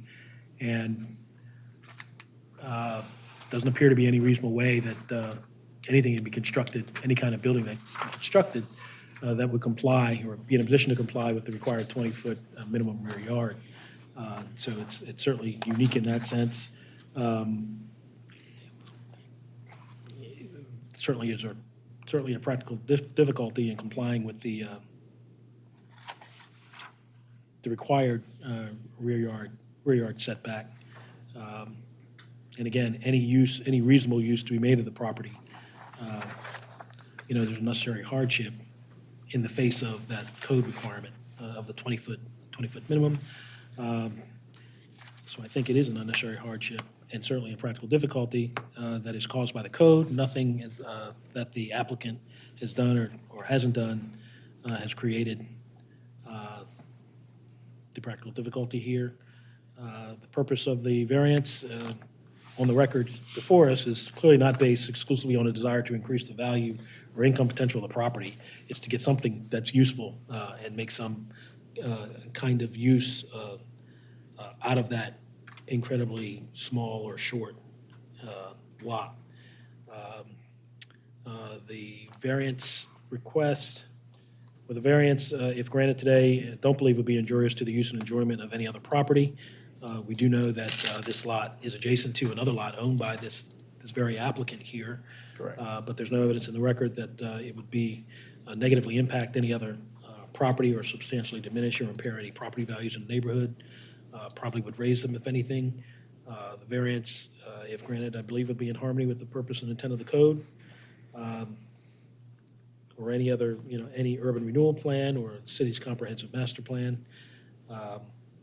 And again, I don't believe, based on the record before us, that the variance would otherwise be detrimental to or endanger the public health, safety, or welfare, or in any way be contrary to the public interest. So I'm a yes for this request, the variance request. I'm also a yes.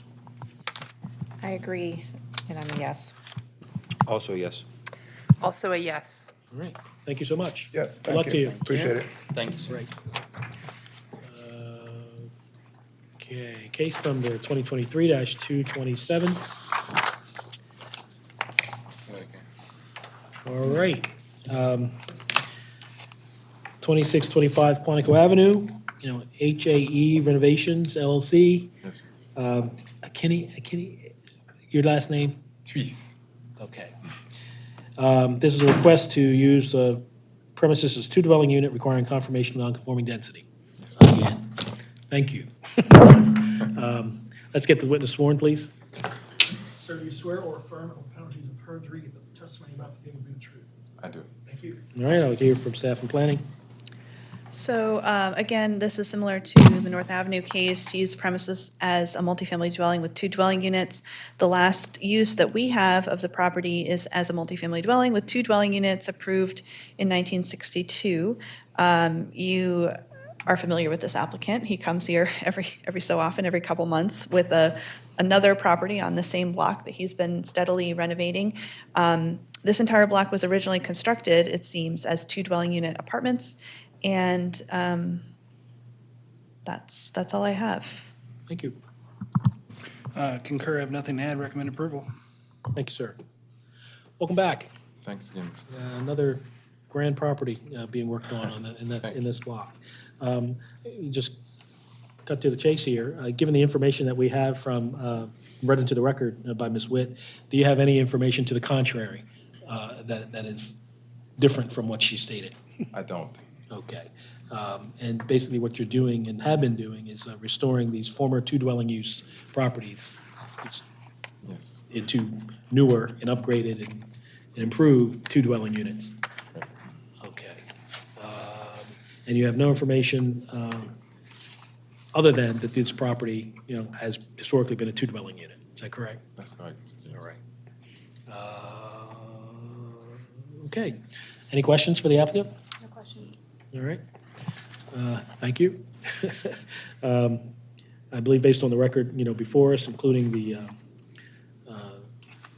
information that we have, which is that the entire block where this premises exists was originally constructed as 2 dwelling apartments, 2 dwelling unit apartments, but that entire block has become vacant. The applicant has been here, before multiple times, doing this, we believe, great work to restore these historically 2 dwelling unit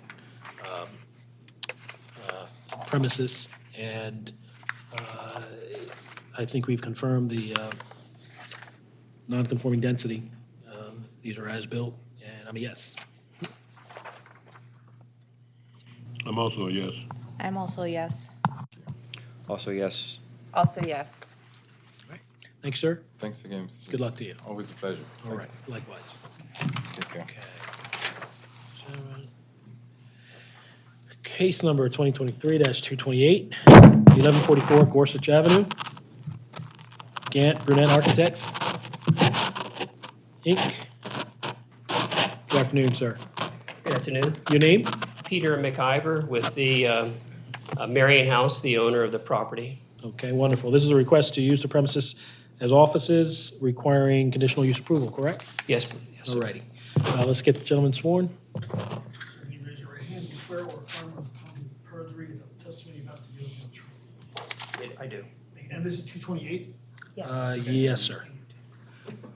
Hear from staff and planning. All right, so this is. That was me, sorry. Yeah. This is a request to use the premises as offices. This is an R6 residential zoning district. So offices are allowable by conditional use, but only under the neighborhood commercial framework, neighborhood commercial establishment. This category requires that the structure has to be either non-residential in its original construction or original use, or that it's received prior zoning approval for some sort of non-residential use in the past, as evidenced by permits, construction, or historical evidence of lawful non-residential use. The evidence that we have in the file is that this property was probably built as a single-family dwelling, at some point was converted lawfully to 3 dwelling units and then reduced to 2 dwelling units, so it's multifamily is the last legal use. We don't have any record of the property ever being used for any kind of non-residential use. We've had a lot of conversations about this. I think planning department has also had a lot of conversations about this with the applicant. Other departments, I think housing, I got a couple questions from them about this as well. That's where we are, so that we don't have any evidence to show that this property is eligible for neighborhood commercial, which would allow the office use if we did have that history. So that's where we are. All right. I think planning does not have a report on this. New position, thank you. All right. Sir, what can you tell us about this critical question, factual question of whether or not there was any historical non-residential, or whether it was non-residential in construction or original use? I would like to say that Marion House is a nonprofit providing housing for formerly homeless women, and we've been actively functioning in this community for the past 43 years. We own half a dozen buildings. And this building is in the next block to our building. And as far as we know, that there has been some housing in that building of, as a group home or of some sort. Has been abandoned for a little while.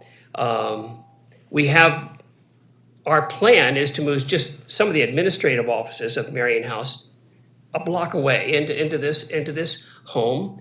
And we have met with the community. We have met with Odette Ramos, who our councilwoman, who I believe has supplied a letter of support for the project. We have support from the community to make this adjustment. We're not looking to modify the structure or add any additional parking or anything else, but just to move a few administrative offices into that space. That's, well, we certainly appreciate the work your nonprofit is doing and what it hopes to do. It just looks like in this situation where this property is situated, it sort of have to demonstrate those prerequisites to. James, could you turn your microphone on, please? Didn't want to make some unnecessary noises, but you understand the difficulty here. From the board standpoint, we have to have the authority to do it.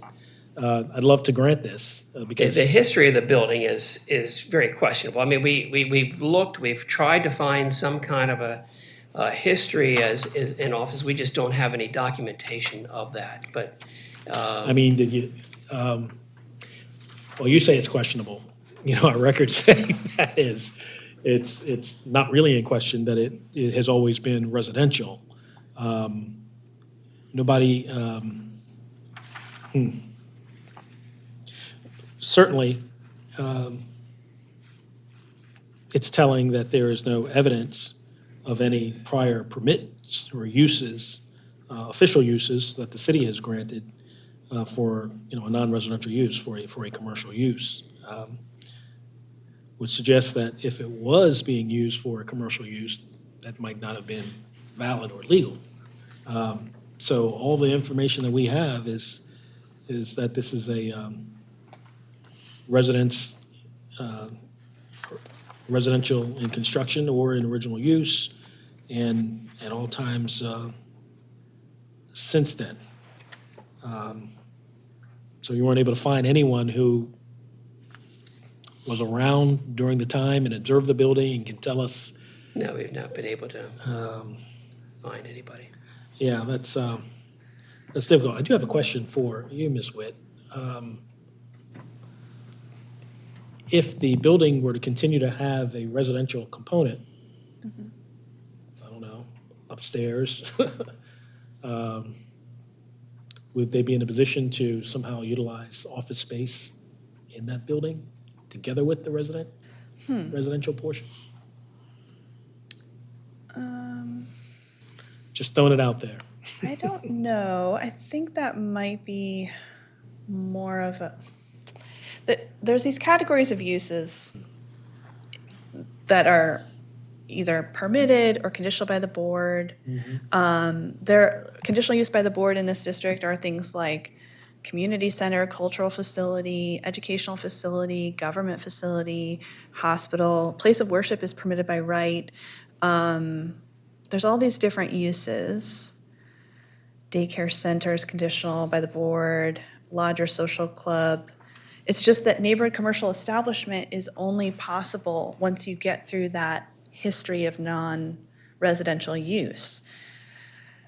And I don't want to recommend that you go get a use permit for a community center and then come back here and get a use permit for an office, but that's something that could hypothetically happen.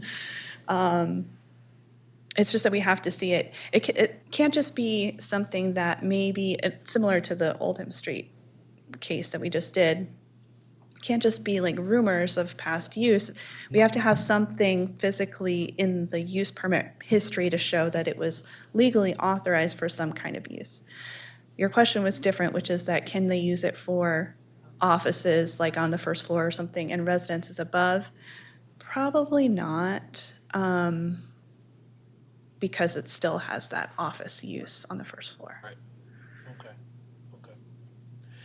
Yeah. Although, I think we did have a conversation about residential care facility, if there were people living there and some sort of accessory office space related to the residential care facility, maybe that That's sort of the is suggestion. possible, maybe.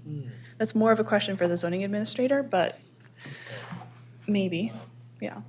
Just some food for thought. I don't know. Thinking out loud. But for the application that you have before us, we would need that evidence that unfortunately you've been able to find. And I think we're constrained, by that rule, or by those rules. So, anything else you have for us today? That's all that I have.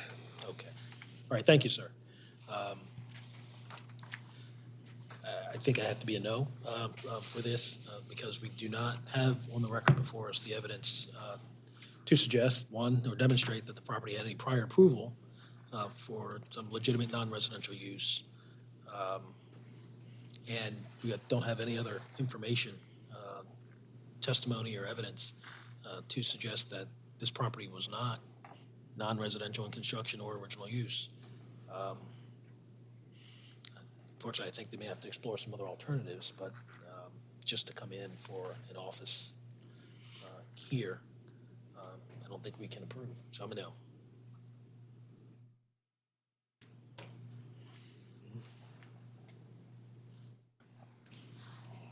Oh. I'm a no. Also a no, sorry. I would agree, I'm a no as well. I am unfortunately a no. Great, thank you, sir. But I would encourage you to explore some possible alternatives. Thank you very much. Sure. Thank you. Good luck to you. 2023-231, 1218 West 36th Street, Urban Ministries, Inc.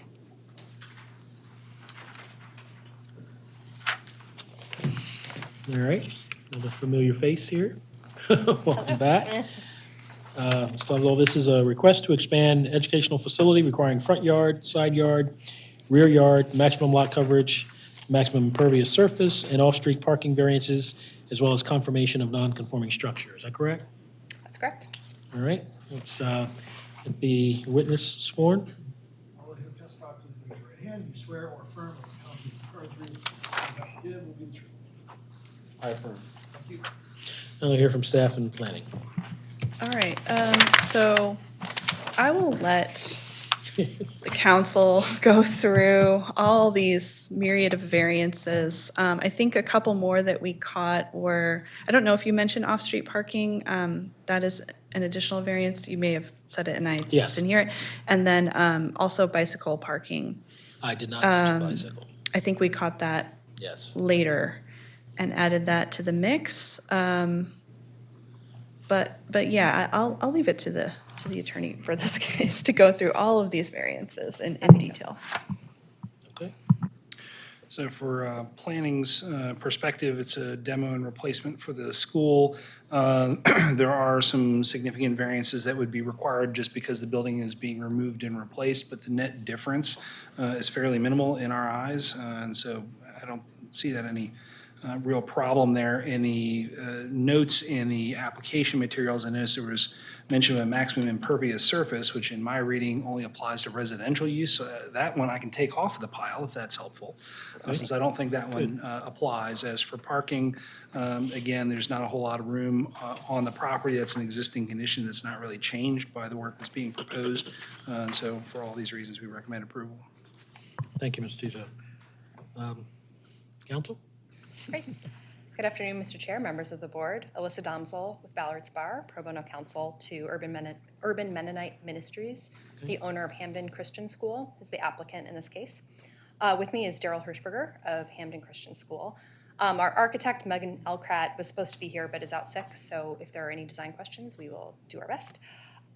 We are here for various approvals, as Ms. Witt said, related to the proposed expansion of Hamden Christian School, which includes the demolition of a residence, single-family residence next door, a lot consolidation, and then construction of the expansion on the consolidated lot.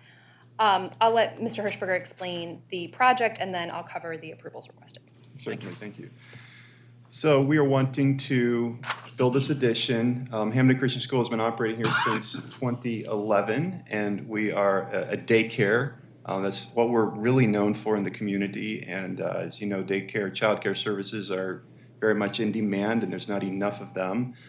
And we're also an elementary and middle school. So a total enrollment this year close to 80. So this addition would give us 4 additional classrooms and some additional office space. And we would be expanding our enrollment by about 10 students. So we're really crowded right now. So really the addition is more about giving us additional space to work than it is growing our numbers significantly. Okay. So with the board's indulgence, I'd like to go through these requests one at a time. But I just want to note at the outset, there is only one major variance in the mix here. Everything else but for that one variance would have been at the discretion of the planning department. But for efficiency's sake, because we're here for one variance, we're presenting the whole approval package. Okay. I'm just going to refer and go in the order of the statement of justification, so hopefully it's easier for the board to follow along. So for the front yard setback, this is an R7 zone. There's a 10-foot requirement, 2.4 feet proposed. But we note that the existing building is built to the front lot line. So this is actually an improvement over the current existing conditions. The side yard setback, this is the major variance, and so I'll come back to this and explain all the variance standards.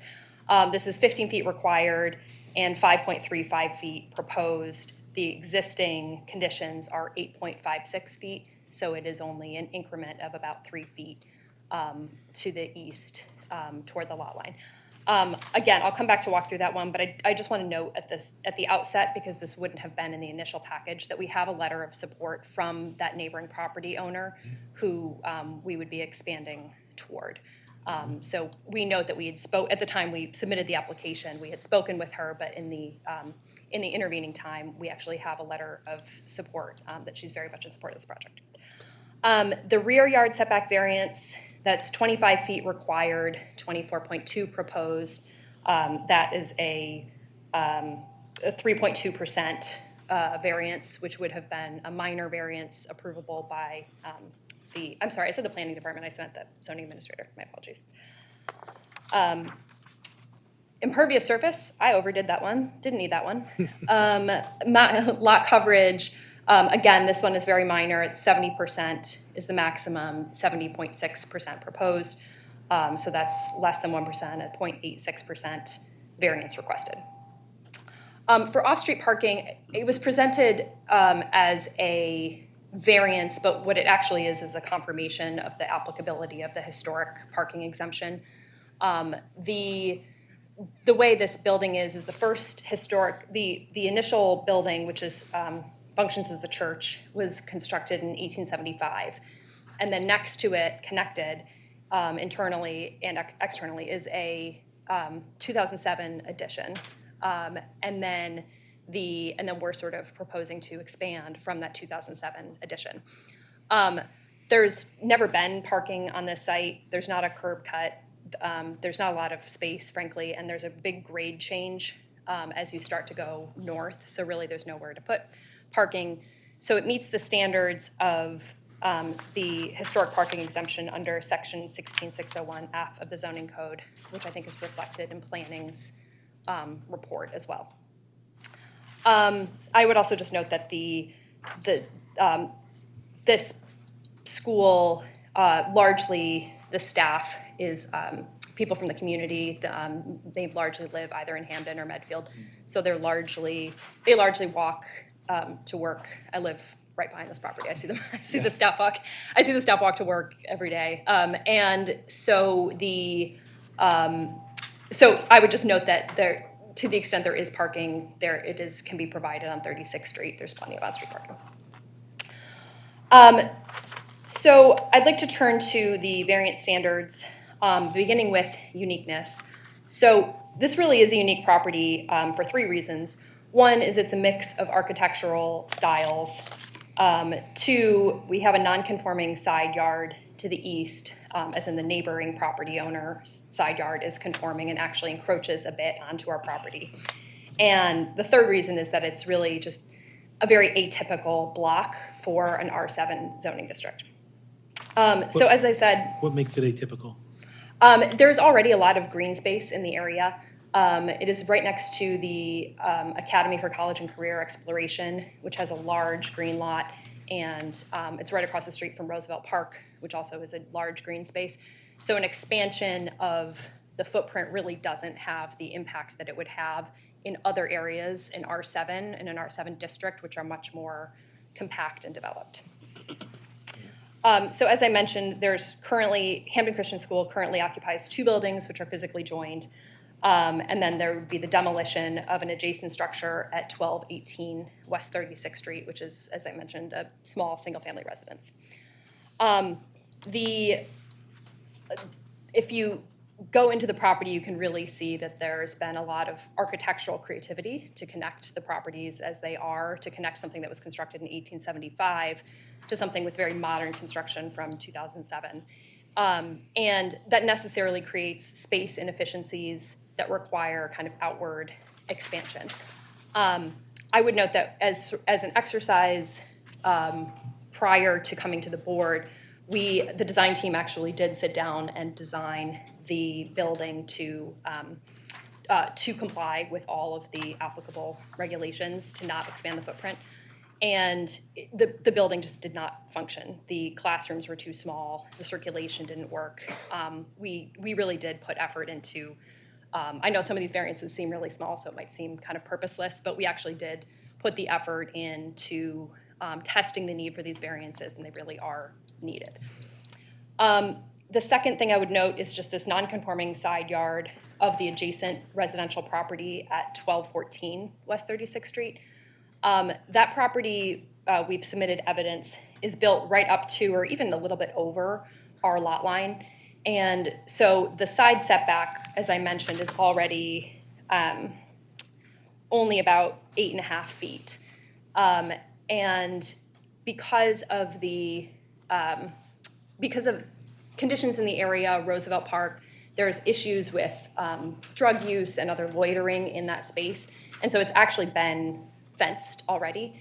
It's already not doing what side setbacks should do, which is allow light and air, because of the existing condition of the neighboring property encroaching onto our property. So the sort of purpose of a side setback has already been frustrated due to the sort of unique condition of the side setback, which again was I'm sure it's been there for a very long time, the property to the east. And then the last thing I would note is, again, just that the atypical block in an R7 district. I mean, a lot of these regulations envision a much more dense, mix of row houses and single-family residences that's typical of an R7 district. This block really doesn't have a lot of residences. There's a couple row houses east of Cairns Lane, and then, as I mentioned, there's the one at 1214 West 36th Street. But there really is not the impact that there would be in other areas within the R7 zoning district of an expanded footprint. So in terms of how those conditions lead to practical difficulty or unnecessary hardship, as I mentioned, the difficulty of making productive use of these historic buildings is a real challenge. It's been a real design challenge. As I mentioned, we actually did try to design the buildings in a way that didn't require variances, and it really did not result in a functional educational building. And then, as I mentioned, the eastern setback, to deny the variance would essentially just preserve an existing condition of a fenced setback, which is fenced for security, which is already kind of not doing the purpose of a side setback. So that it would impose a practical difficulty for a purpose that doesn't align with the current property conditions. So I know that I have said a lot. So I am going to pause and ask the board for questions. I have a question. Did I miss the bicycle? Oh, yes. So do you want to speak to the bicycle parking that exists on the property? We did not, we did miss submitting evidence on that. We have two rails to park bikes at. Yes, it's maybe 2 or 3 spots. And so the plan is to increase to how many spots? I wasn't aware of the bicycle parking. Yeah, we did not address that. We'd be happy to submit additional evidence. So the code says, at least from my notes here, 1 long-term bicycle parking space is required per 20 employees on peak shift, plus 1 space per 25 students is required. So I think that would be a total of 7 spaces. I don't know how that was calculated, I guess based on the information that was submitted in the application. I did not do that calculation myself. I don't know if that's correct, but that's what I have in the notes. A long-term bike on peak shift plus 1 space. How many employees do you have? 20 full-time, then there's a few part-time. So employees on peak shift, so how many employees would be on site at any given time, usually? I would say 20. Okay, so one space for the employees, and then how many students do you have? Around 80. Okay. But largely they would be pre-K age. Right. I don't know if that affects Yes, the applicability, but it certainly affects the practicality of providing bicycle parking. I'm sorry, how many students did you say? Around 80, but about half of those are under 4 years old. 4 years or under. So I do think based on the evidence that Mr. Hirschberger has provided on the spot here, that the employee bike parking needs are met by the existing facilities, which are on site. They're essentially in the front setback, and that the need for the additional student parking, bike parking, just would not apply.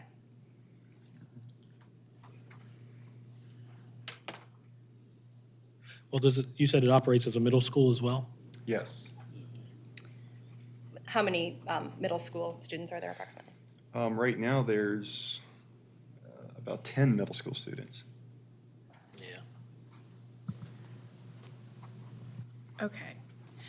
So according to the table, it's a primary, educational facility primary is the use, correct? Primary? Yes. Okay, so, wait. Sorry. I thought I had something useful and then it turns out I didn't. It doesn't have a carve out for younger students, but so the actual, for primary school, it's a slightly different standard. It's 1 per 50 students based on maximum student capacity. So it sounds like that would be 2 spaces required for the students and 1 space required for the staff. And it sounds like you already have 3 parking spaces available on site. So forget that variance. We can cross that one off. Excellent. You Sorry. probably knew that up front. That's why you didn't need to address it, right? That's exactly right. So take it. Okay.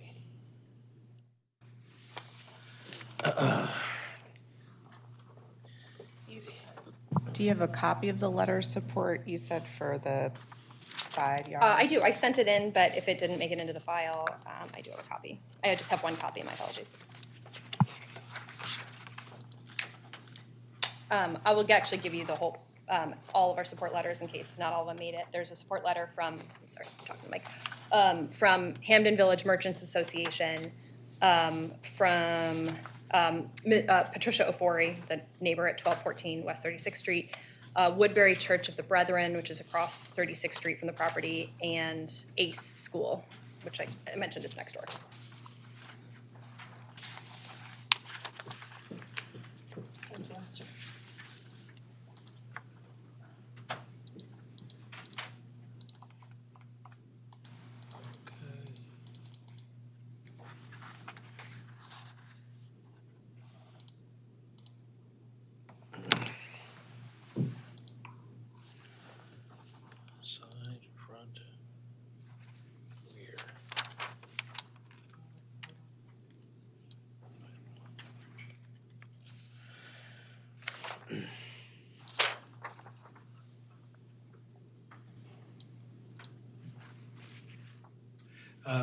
Question for Ms. Witt.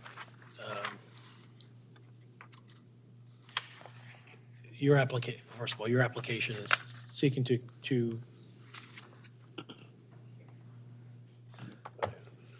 you want to establish confirmation of existing non-conforming structures for some of the setbacks, which, let's see,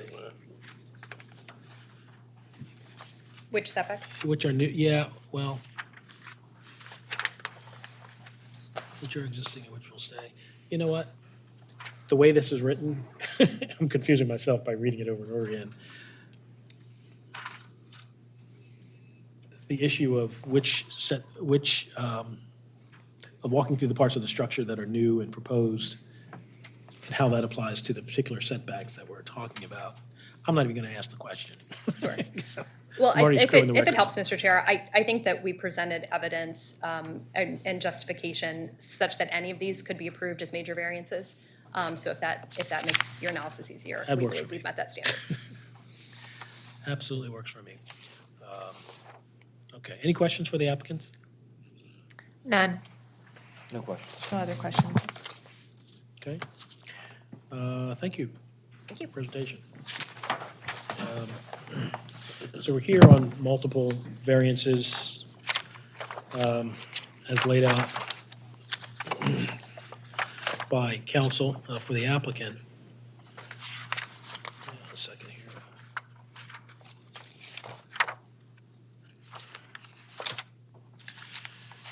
And of course, the first question we ask is uniqueness. You know, how is the property unique? The presentation is it's unique in multiple respects. I think the first one I find really compelling, that you have a building, I guess the main portion of the building that was built in 1875. Commendable that it's been adapted to the use that you're using it for. But when you find that use is not large enough, not big enough to fulfill that purpose, and lots of schools expand, based on, a need. And here that's a little tricky, I guess, with regard to the architectural style. It's helpful, and I appreciate you offering on the record that you've tried to, imagine and plot out a way to expand this use, staying within the confines of the code, the bulk yard regulations, but that was not possible. But I do believe the property is unique, one, in terms of the architectural style, but the age and I guess the configuration of that old architectural style. I think it's unique when you've, certainly in 2007, when you had the addition, you combined those two styles then, but finding that you need more space, still have to struggle with that portion of the building that's, the old architectural style, and how do things fit, and how you can build it properly. So I think that's unique. The fact that you have it's bounded on the one side by a property that's certainly on your, at least on the property line, maybe over onto your property. Not much you can do with that. You're not going to raise that building, right? And let's see here. I'm sorry, my computer moves a little slow, or maybe it's me slowly moving it. That's more accurate. The issue of, I just want to say, the issue of this being a sort of a unique property in an R7, in a district of other types of properties, typically you'd find. I think we had a case once before, not too long ago, where there was an argument made for uniqueness, because this is a kind of property you would typically find in another zoned district. So I think that's probably less of an issue of uniqueness. It's just an observation. It would more likely, this is a different kind of property than you typically find here. But I do think that for the other reasons you stated, that the property is unique, and that the practical difficulty in complying with the various setbacks, result from that uniqueness.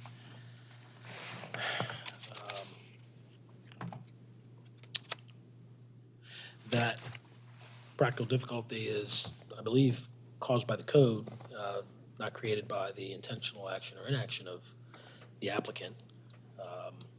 I also don't believe that the purpose of the variances requested are based exclusively on a desire to increase the value or income of potential of property. It's to fulfill the purpose that you're already fulfilling, but to make it a useful space for the educational purpose and for the need for that particular area and for the community. I didn't see any evidence in the record that the variances would be injurious to the use and enjoyment of other property, except for those drug users and various other things that, we don't want in the first place. And I don't believe there's any evidence in the record that the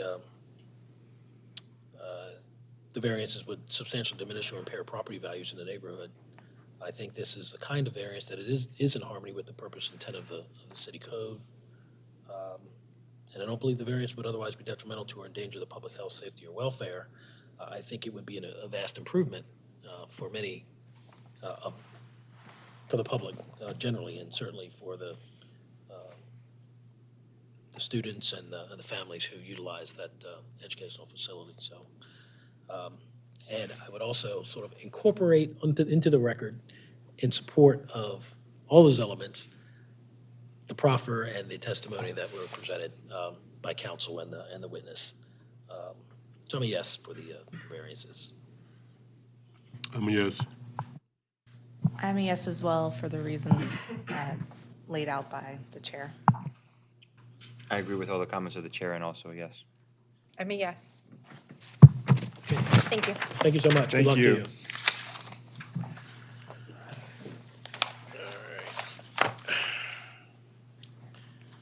Okay.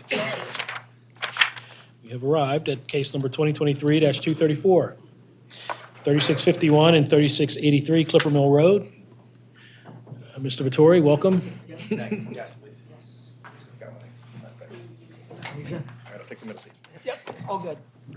All right, we're here, and the request is to construct an addition and to install a fence requiring front yard height, bicycle parking, short and long-term variances, correct? That is correct. Thank you, Mr. Chairman, members of the board. My name again is Jason Vittori, Vettori, with Smith, Gilday, and Schmidt, and representing the property owner, Clipper Mill Holdings, and also the business that operates out of their Alpha Biosciences. Today with us, we have David Seiler from Alpha Biosciences, also Avara, Prieto Lopez here if we have additional questions that need answering, and from Bowler Engineering, Eliza Hertzmark. All right, thank you. Let's get everyone sworn, and if you wouldn't mind, if we could have the gentleman sworn as well to the extent we need to ask any questions. What was your testimony? You swear or affirm or perjury testimony about the truth, and I need you all swear. I do. I'm David Seiler. That's S as in Sam, E-I-L-E-R. I did. It's R-I-A-L-V-A-R-O. That's my name. And last name is P-R-I-E-T-O. Should I sit here? I affirm. My name's Eliza Hertzmark, spelled A-L-I-Z-A. Last name H-E-R-T-Z-M-A-R-K. Great, I'll hear from staff and planning, or vice versa. All right, so variances requested here are rear yard setback, 30 feet required, 0 is proposed here, so it'd be a 30-foot variance. Fence height, 3.5 feet is allowed, 8 feet is proposed, so it'd be a 4.5-foot variance. And then long-term and short-term bicycle spaces, 5 spaces of each kind are required. 1 long-term and 2 short-term bicycle spaces are proposed, so it'd be a 4-space and 3-space variance respectively. And that's it from me. Okay, for planning, this is an industrial property that's fairly shallow.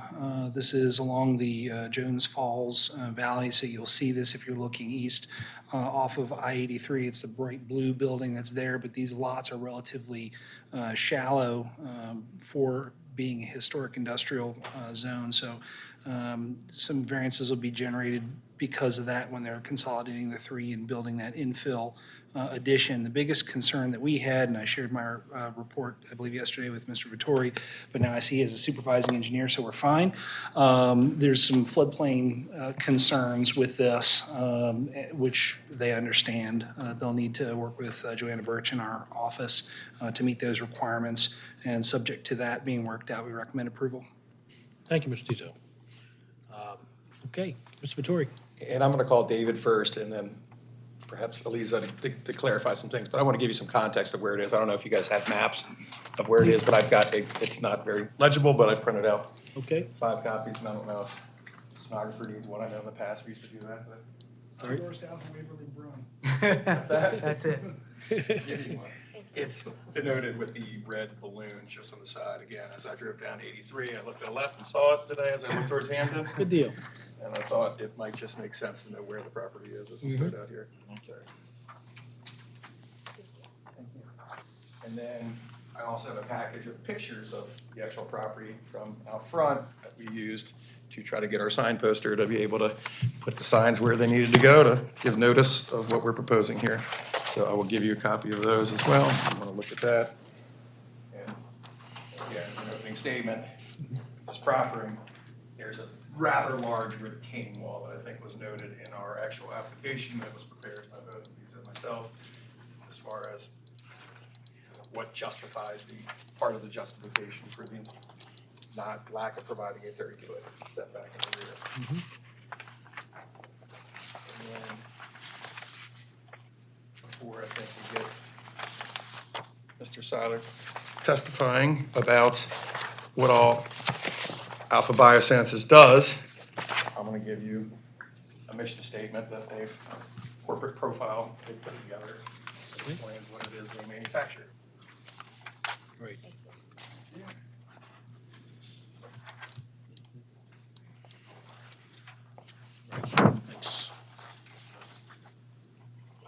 Thank you. Thank you. Start off with, so can you tell me what it is about Alpha Biosciences? Certainly. Yeah. I'm David Seiler. I'm the Senior Director at Alpha Biosciences, and I've been involved with the company for about 5 years in that role. Before that, I did consulting work, and before that, I was actually the general manager at the company for 3 years. So I've been involved with the group since 2014, and I'm familiar with the history and familiar with the growth of the business over that time. As Jason pointed out, we're right next to the Jones Hills Expressway and the 83 Highway, just south of the old Pepsi sign. The company started in the year 2000 with 3 employees in the 3651 building. So over time, the business expanded, and probably about 10 years ago, we were able to lease space in the adjoining building across the parking lot, the 3683 building. So over time, we were able to get more warehousing space in that as the business grew, and ultimately leased that entire building about 2 years ago. So with business growth and with, we were presented with the opportunity to buy these buildings. And we did a feasibility study with Bowler Engineering and with area architects to figure out, should we stay in Baltimore City? Is it feasible to stay here, or should we move and pick up states? So a plan was conceived to be able to connect the buildings. So with that addition, we can connect the 3651 building, connect to the 3683 building. And this gives us a couple of key things as we think about the next 10 years for growing our business. We needed a larger footprint, so we get about another, I think it's 4,000 square feet plus or minus. And the key thing for us is, as you can imagine, a small company, manufacturing company in buildings for 20 years, we need to modernize, we need to change the layout, we need to be able to have things interiorly more effectively laid out, increase the productivity, and also to allow us to have additional equipment to be able to expand the business.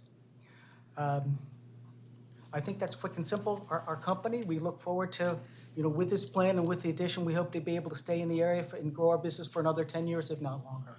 I don't know if you guys all have copies of the plan, or at least larger ones. I'm going to go ahead and give you one. Great. It has the floor plan in there as well. Okay. And I think if you look at this version of the plan, well, it is the plan, it's not some other version.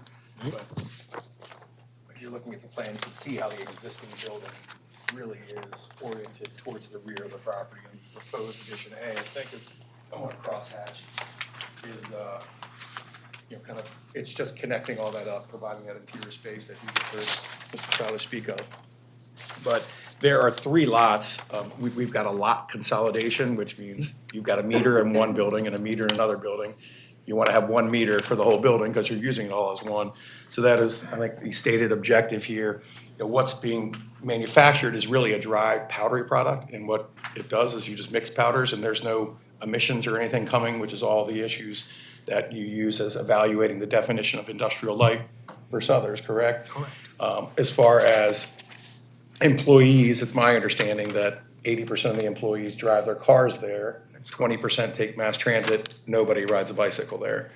I will tell you, just as a kind of question for Eliza here, and I'm still proffering and mixing up the questions and the proffering, but when we were preparing the relief requested, I did not originally have, because I was looking at an old version of zoning regulations, it was only recently passed that these industrial uses also have to provide bicycle parking.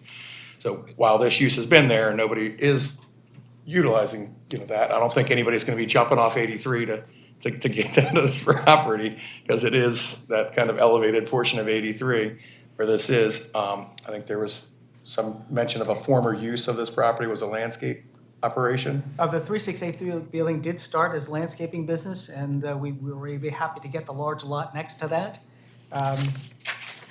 And it's been mixed office use, so right now we are using it with office space and warehousing space, and again, some additional manufacturing. And as far as the fence being proposed in the front, as opposed to a 3.5-foot fence, is that us doing this? Sorry, I think it's too close to the speaker. Sorry about that. All right. A 3.5-foot fence, how much security is that really going to provide you for your business from the front? It really will not be helpful. And it's not going to be like a closed-off gate you can't see That's inside. It's more of an correct. iron It's a rock. chain-link fence, just to provide the security to the front of the 3651 building and to just corral where dumpsters are located, et cetera, just for overnight security and safety. And I think you've described to me the neighborhood behind you, which it's kind of an alley, but no one really uses it. Is that your understanding of that paper road, so to speak? So we have a mixed area where Clipper Mill Road, north of us is the businesses, Waverly Brewing, a decorative glass company, an office building. South of us is a couple other businesses. One is an exhibit, commercial trade show exhibitor manufacturer, Taharka Ice Cream, thankfully, Clipper Mill Auto. So as Jason is referring to, as we go to the east, the topography really elevates dramatically. So off of Clipper Mill Road, our parking lot is sloped, our buildings are flat, we're built against a retaining wall. Then the alley is a 12-foot wide space that is not used by anyone. It's overgrown. We maintain it to keep things from going off of our building and out of our gutters. And then the topography even raises even more for the houses that are there. So it's a series of duplex homes built probably 100 years ago, thereabouts, and that butts up to Ash Street. And that's, you said to the east, and you said kind of behind it's behind your property on the plan, it's on the top of the plan. That's correct. But the north arrow on Ash Street indicates the left side of the plan is really the north. So 83 essentially is indicated at the bottom under Clipper Mill, just for anybody's frame of reference, correct? That's correct. Okay. And you're not proposing this because it's doing something, you're not really increasing the number of employees by any great number, hopefully you can grow in the future, but is it largely for productivity and the efficiency that you mentioned earlier? So that would be the plan over the next 5 years. Again, we've just outgrown our space. We're very lucky that we're in an industry where we have just continuing growth. Very briefly, the product that we make is called dehydrated culture media, and these are dry powders that are formulated to support the growth of bacteria. Who would want to do that? Well, people that are doing diagnostic testing for medical purposes, whether I have a bacterial infection or a viral infection. People that are doing research want to grow bacteria on purpose. And the big industry is the food safety testing industry and the water safety testing industries. So sadly, we keep hearing about products that are getting recalled because of contamination. So a month ago, it was Quaker Oats granola cereal, which I eat every morning. Robitussin cough syrup, lettuce in the past. So we're part of this industry that's supporting that water safety, the food safety testing, and also the water safety testing part of it as well. So We do see growth. We were very lucky that we were able to stay open during the pandemic because we were designated as a critical infrastructure business as part of the medical supply chain. So we're very proud of that, and we do see slow growth over the next 5 years, and slowly adding personnel, to answer your question finally, over the next 5 years.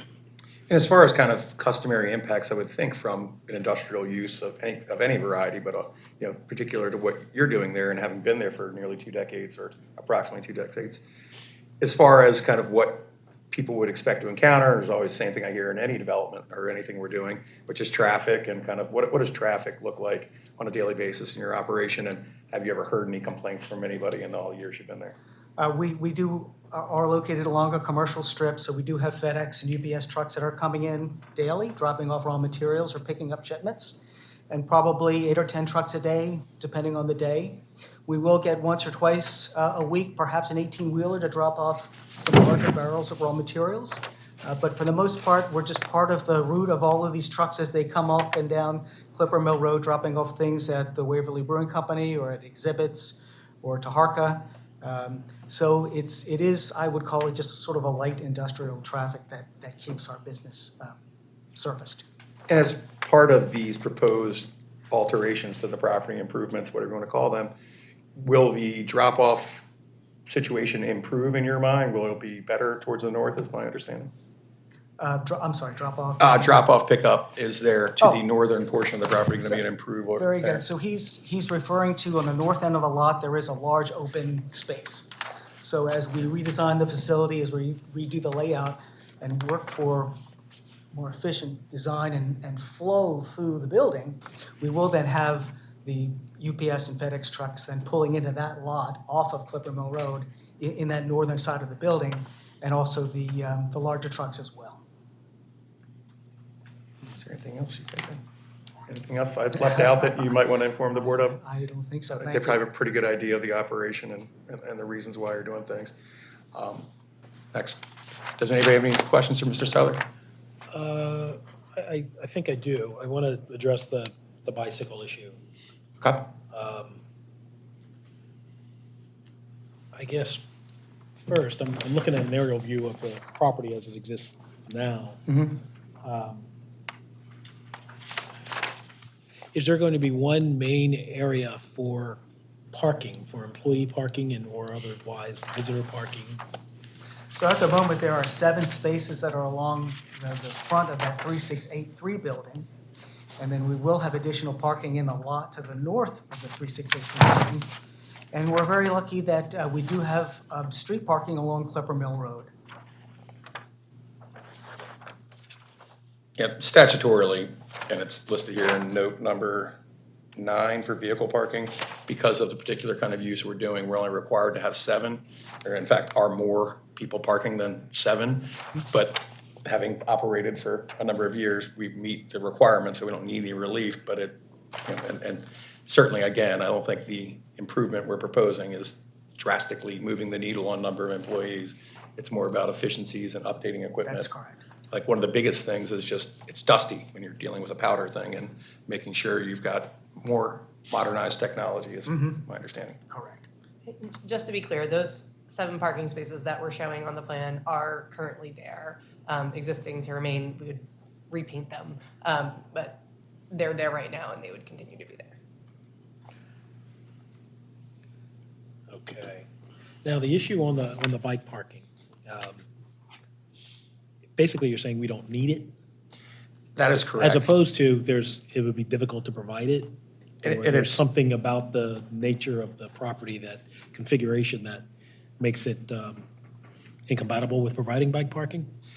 Again, because of the narrowness of this property, the building is pushed back to the back, and there's obviously no access with, I don't know how tall, 8-foot, 10-foot retaining wall that's behind it, but it's an extremely large retaining wall. So there's, unless someone's, dropping a rope over and coming down, they're not getting through there. And then as far as the area out towards the street, I think it just doesn't strike me as a lot of deliveries and things for the breweries and the different stuff as an area where you really, one, anybody wants to be riding a bike.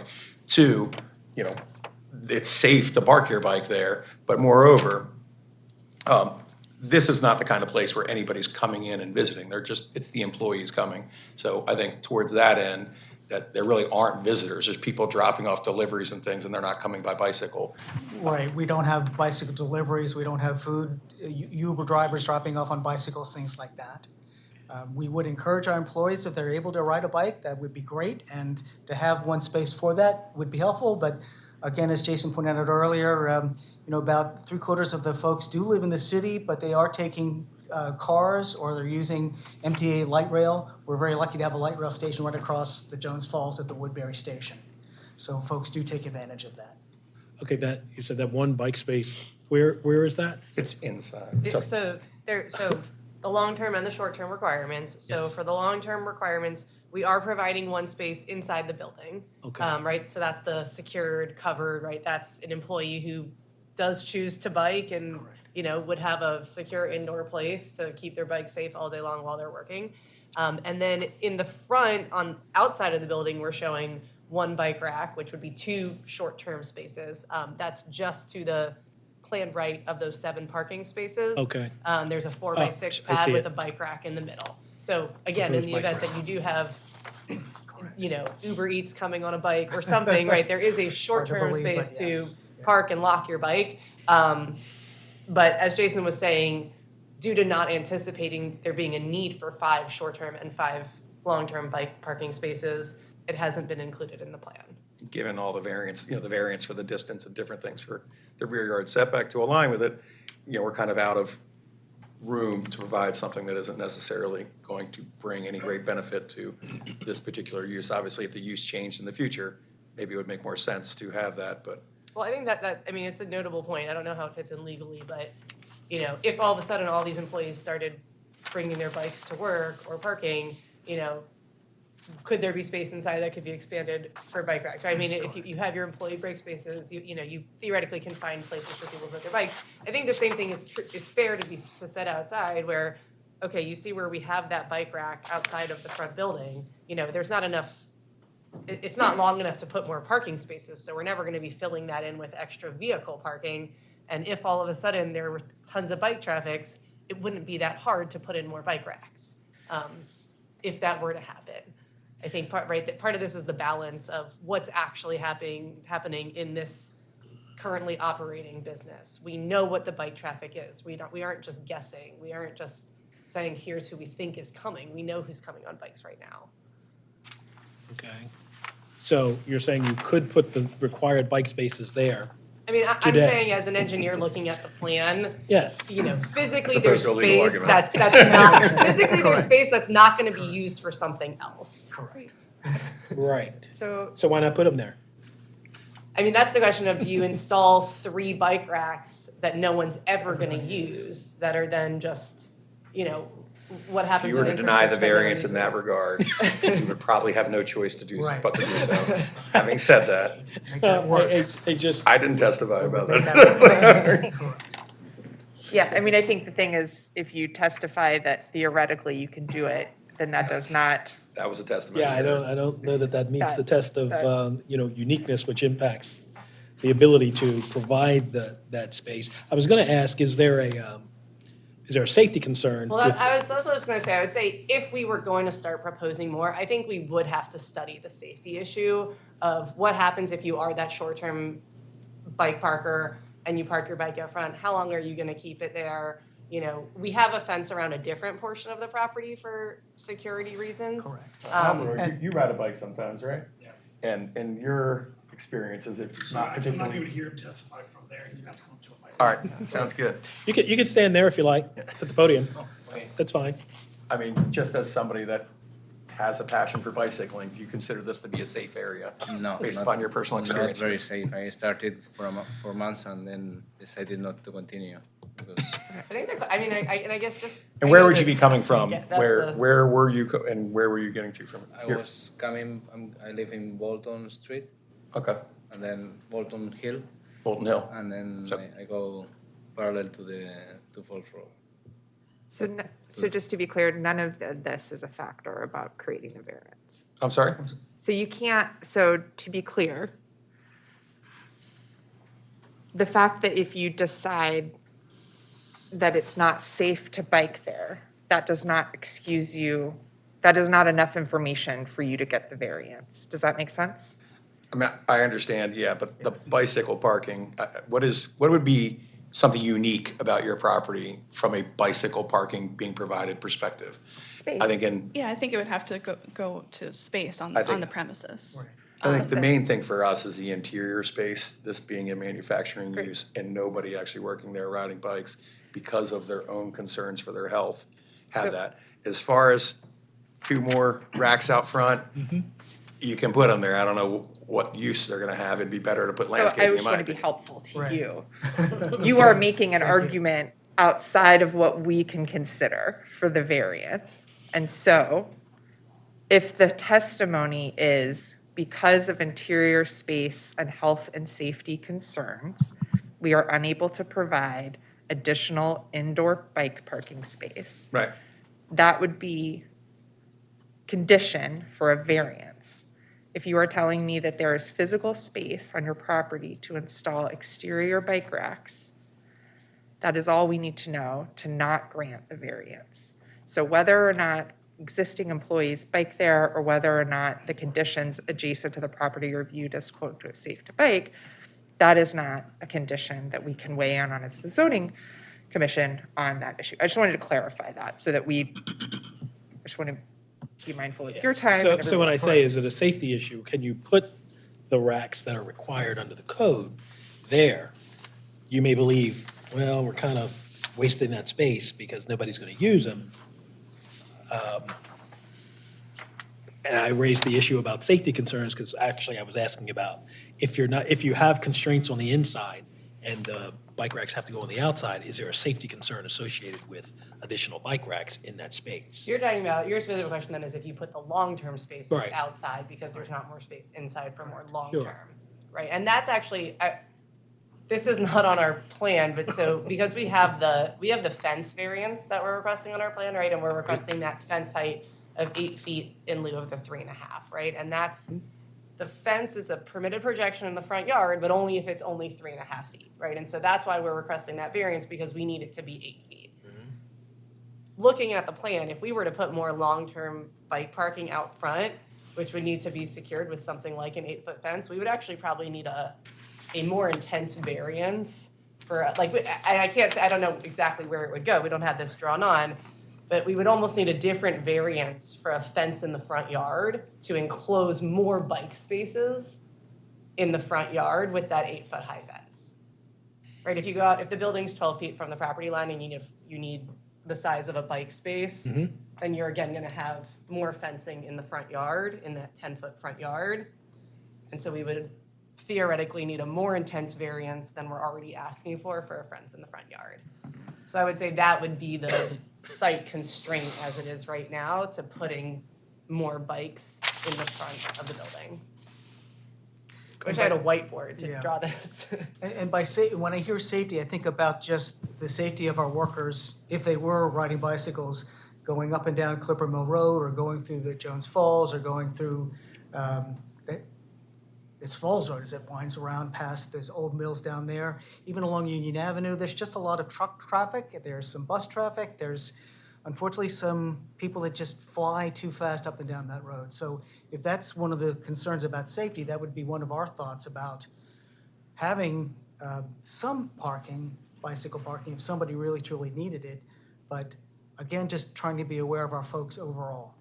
If that I think the makes safety sense. would not be conditions of Right. biking to the property. The safety would be something, for example, if we were to include exterior bike parking, it would be too close to, like, the only place to put it is XYZ, and that might be close to like a loading dock, or it might be too close to like access egress into the building and there's a blind spot, or, I mean, there's a lot of things that you could talk about safety. That I just want to make clear that that's the type of safety that we can consider, and that any discussion about whether or not it's safe to bike there is irrelevant. It's not something that we can use to make the case, and it's just we're confined by the law in that sense. So I just wanted to make sure that, regardless of how we feel about it, we just can't use that as a legal reason to give the variance. I want to kind of maybe ask for a little bit of clarification to help, and maybe help you out a little bit. So the intentions of long-term bike parking, first off, what is identified as a long-term bike location? Because it needs to be covered, all right, and needs to be able to be locked up. And with that, that's required space, right? In the zoning code, it says, anywhere between 9 and 17 square feet per bike. So looking at your plans, you may or may not be able to find space internally for that or on your site. So I kind of asked the question, it does that, with that information, knowing that you have to provide 5 required, and you're asking for a variance of 4, do you have the space to do that internally, knowing what the long-term bike park requirements are? And it doesn't look like you do, but I have to ask. Yeah, and again, much like I think when you just heard the testimony in the case before ours of, the urban ministries, where they weren't necessarily asked whether they have the space and could reallocate classrooms to do that, we're in the same predicament, I think, and David can testify. So we do have limited interior space. We really are trying to maximize it for as much possible efficiency, productivity. We're really busting at the seams as is right now. And Yes. we are really, truly looking forward to being able to build this addition and maximize all square footage interior. Looking exactly what I'm looking for. That's why you guys give us these plans, and I'm capable of reading them, but that's exactly what I'm looking for. Thank you. And to my colleague's point, the long-term spaces on the outside, given the requirements of a real space, of a legitimate bona fide space, does your site permit that? I think the long-term spaces outside, there's no way those could fit. There just is, you can see where we squeezed in our one short-term space. That's the area where we only have that 12 feet from the property line to the front of the first building. I think Elisa has a greater understanding of the plan than, say, I do, or for that matter, maybe you do. I don't want to speak for you, but the furthest left portion of the property is kind of coming in and out. So either we don't have trucks getting off the road, or we have bicycle parking that we don't need, or trucks can't get in and off the road. Then you got the parking spaces. We could get rid of parking if we wanted to. We can't get rid of parking, we need a different variance. We need another variance, but. We need our spaces. Well, that goes without saying, but I'm saying we're not going to get rid of that because people are actually driving here, and it makes more sense. So we've proposed it, I think, in the kind of limited area you have right now. You can see the front where the chain link fence will move back and forth. It's rather limited there. You're not going to be able to cram a bunch of stuff, and that's, I think, where the 2 short-term spaces are.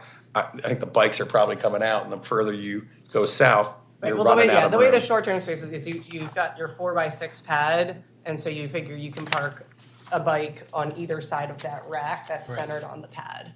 Right. But that's again for short-term, where the requirements are not as severe as for long-term. From a square footage or. Because, no one's leaving their bike in a short-term space all day long. So based on your prior testimony that talked about whether it was possible or not, does it feel possible that you could add additional short-term parking spaces and not request a short-term variance? I would actually, I guess I would ask the question to those who are on the site every day in terms of when we put in this addition, the doors into the addition, how people are walking from the parking spaces into the building, like how the traffic is used. Where do we anticipate those pedestrian paths are from the parking into the building? Because I don't want to answer without kind of having a more, look, and I guess, obviously the addition hasn't been built yet. This is pretty much the only area where it'd be possible. Correct. How do we see Does people that- entering and, would we have enough Pointing space? above the C and the L on Clipper Mill Road, for the record, essentially is kind of where the parking, outdoor, Right. temporary parking. And at the moment, there are 2 exterior front-facing doors facing Clipper Mill Road, and we would be using those again. So folks would be parking their cars, walking along the face of the building, going through a gate in the chain link fence to be able to get into 3651, or. And you'd have to walk just- past the bicycles already. Correct. And they to could be do that clear, out in the road, so right? But then they'd be in the road. Well, you know, you Yeah. can't force people to The- park on your property to right. go into the public right of way Right. to walk, or like, right, you have to have a space on your property to walk. There So, isn't sidewalk. right, so that, so this plan is obviously not at the level of detail of having a fine graded sidewalk to get from the parking spaces to every door. But obviously that's something we do when we get to construction drawing level. And I wouldn't want us to not be able to draw that proper path at grade because we agree, you know, we have bike spaces that are in the way. I agree, yeah.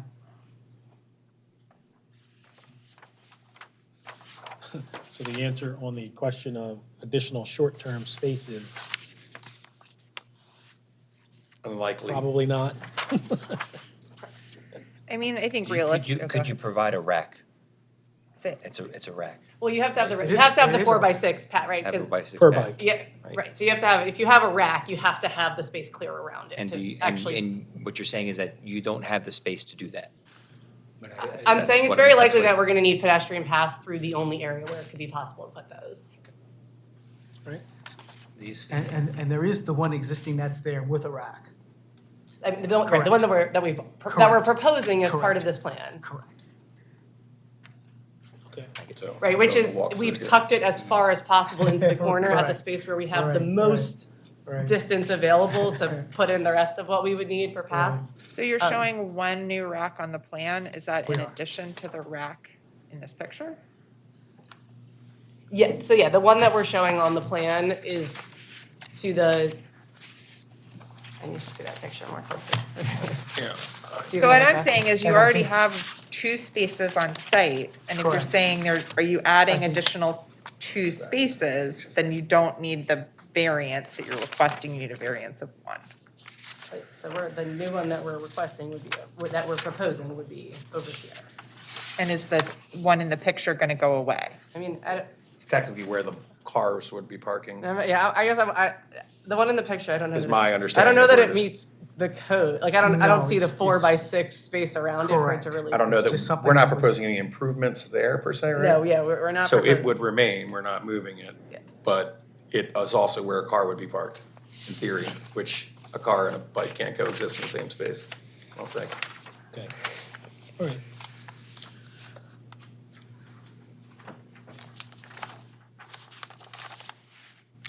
I'm all right. You good?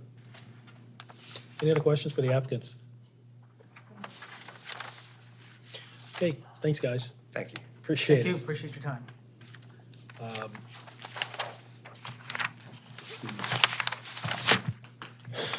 Okay. I'm sorry. I think I'm satisfied on the issue of the bike parking. I heard a safety issue previously, and I was more concerned about the outside. I also recognize that we have lots of folks come in and say, oh, no, I can fit a parking space here for a car, and without the recognition that there's a required amount of space that makes it legitimate and legal parking space. But I appreciate the fact that bike parking has to have, certain spaces around it, but you also, as you indicated, have to have additional pathway, space. You're not going to encroach on car parking spaces, that's already identified. And I appreciate my colleague's question because he has a far better ability to read these plans than I do. And so I think the property and how it's situated and how it's set up, I think I'm satisfied that it's unique enough to satisfy the bike's parking variance. But in any event, with regard to the multiple variances that you're seeking, again, I'm satisfied that the property, and you've identified this in your application as well, their unique conditions. You've identified the various setbacks and the various grades and slopes and widens in the back or to one side versus the other.